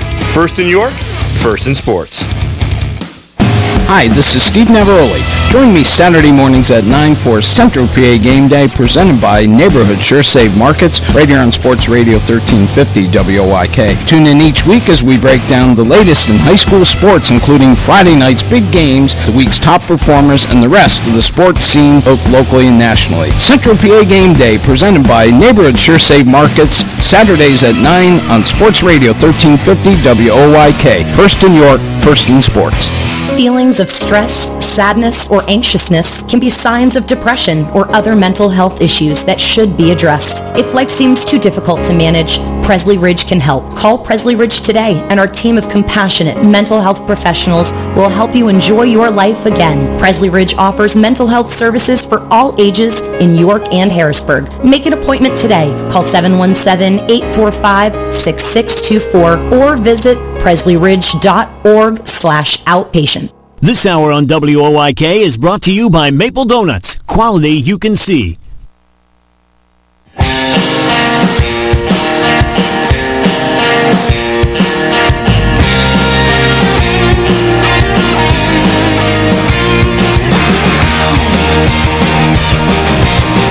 Bottom of the 9th, K-Rod is in. Revs trail 7-3. Not a save situation, but it is a pitching change brought to you by Maple Donuts. The Revs faced K-Rod in a tie game at Long Island a couple of weeks ago, and the man who's due second this inning, Michael Burgess Sr., who's messing with the bat boy, playing hockey with the bat weight, trying to keep it away from him. Burgess hit an unbelievable, towering shot of a home run to begin the 9th inning and to give the Revs a win against K-Rod. Figueroa will lead things off, and he bounces the first one foul straight back.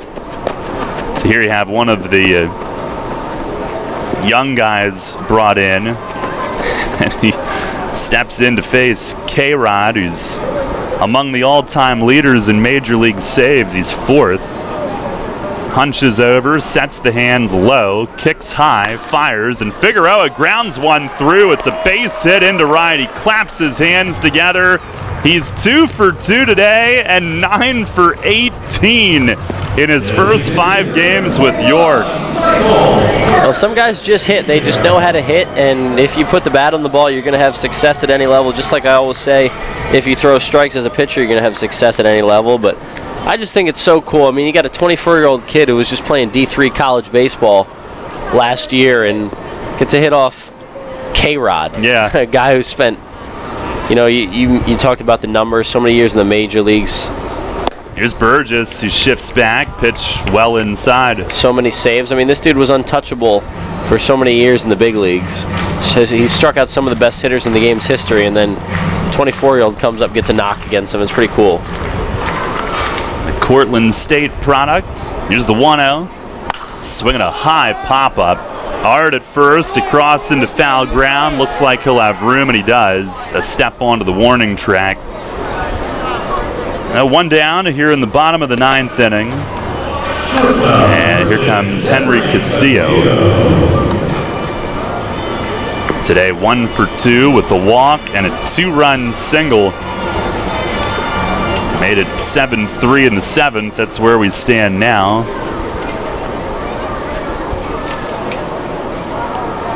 K-Rod, 16 years in the majors. Angels, Mets, Brewers, Orioles, Tigers. 6-time All-Star. Fires, swing and a miss, a slider. As a young gun, he was one of the young sparks that helped lead the Angels to the World Series in '02. John Lackey. K-Rod in the bullpen. It was the 0-1. Man, that misses down and away. He was setting up for Troy Percival back then. David Eckstein was a big part of that team.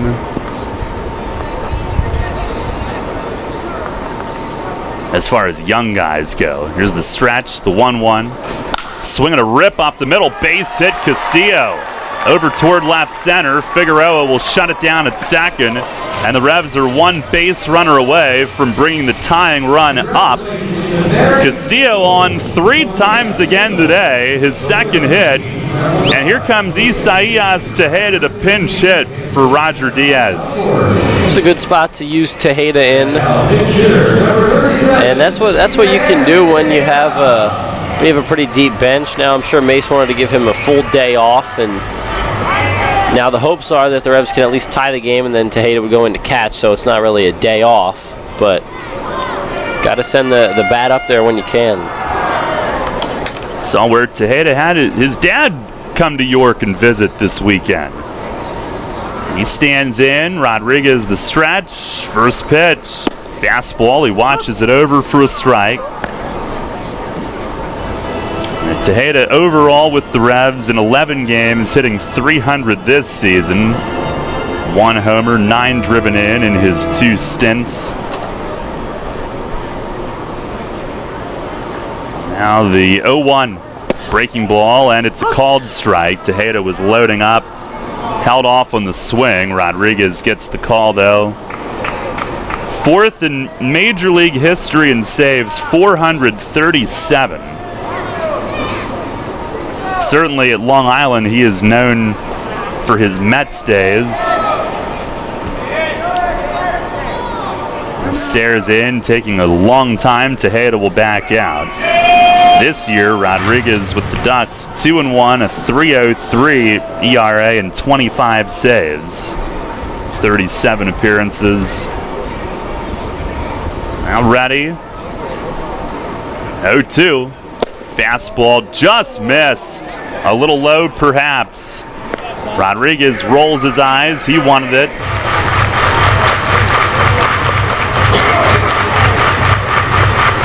His 25 saves tied for second in the league with Lancaster's Matt Reynolds. Felipe Paulino of Sugar Land leads with 31. Ready again, the 1-2. Swing and a miss. Got him on a 1-2 slider. And I think Tejeda inadvertently got Navarro on the backswing. He stops to check on his catching counterpart. Revs down to their final out here in the 9th inning today. That was a nasty pitch from K-Rod right there. And it takes a lot to score off this guy. Sometimes a couple singles in a row won't do it. The Revs not down yet. Alonzo Harris will try to get on any way he can and keep it alive. Down 7-3 in the 9th. 2 on, 2 out. Harris 0 for 3 with a hit by pitch.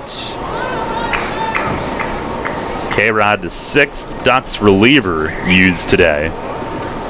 And his first offering, it is outside. Figueroa at second, Castillo at first, both singled.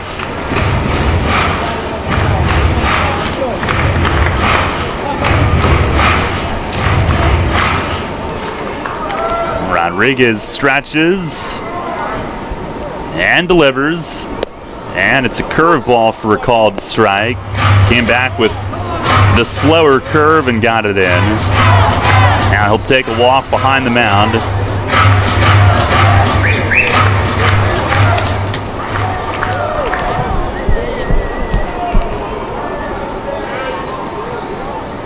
And he's ready. The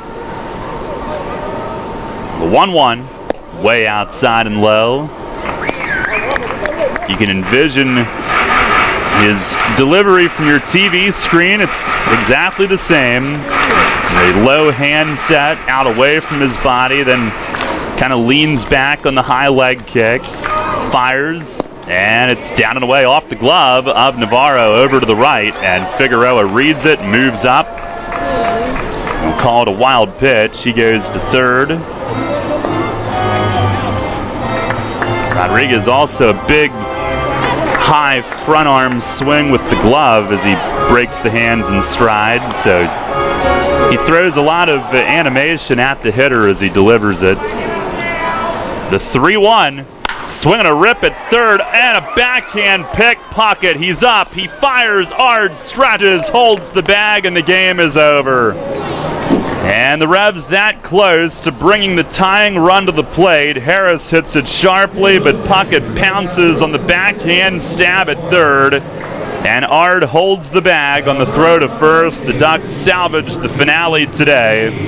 It's a 7-3 final. A tough loss for the Revs. It just got away a little bit too early in the game. Those 4th and 5th innings where the Ducks got 3 each. Tough to come back from that. Williamson, he was out there. He brought good stuff today, but it was just missing out of the zone a little bit in the middle of that game. And the Ducks just put some good swings on the ball. Now the Revs have their 5-game home winning streak snapped, their 3-game overall winning streak. And they will rest up tomorrow. It's been a grueling schedule as it always is, and certainly in the second half. They will take Labor Day off and get back at it, hosting the Road Warriors, first of 4 games in 3 days, beginning on Tuesday night. 7-3 is the final score. Stay tuned. Post-game show follows next. Sports injury? Walk into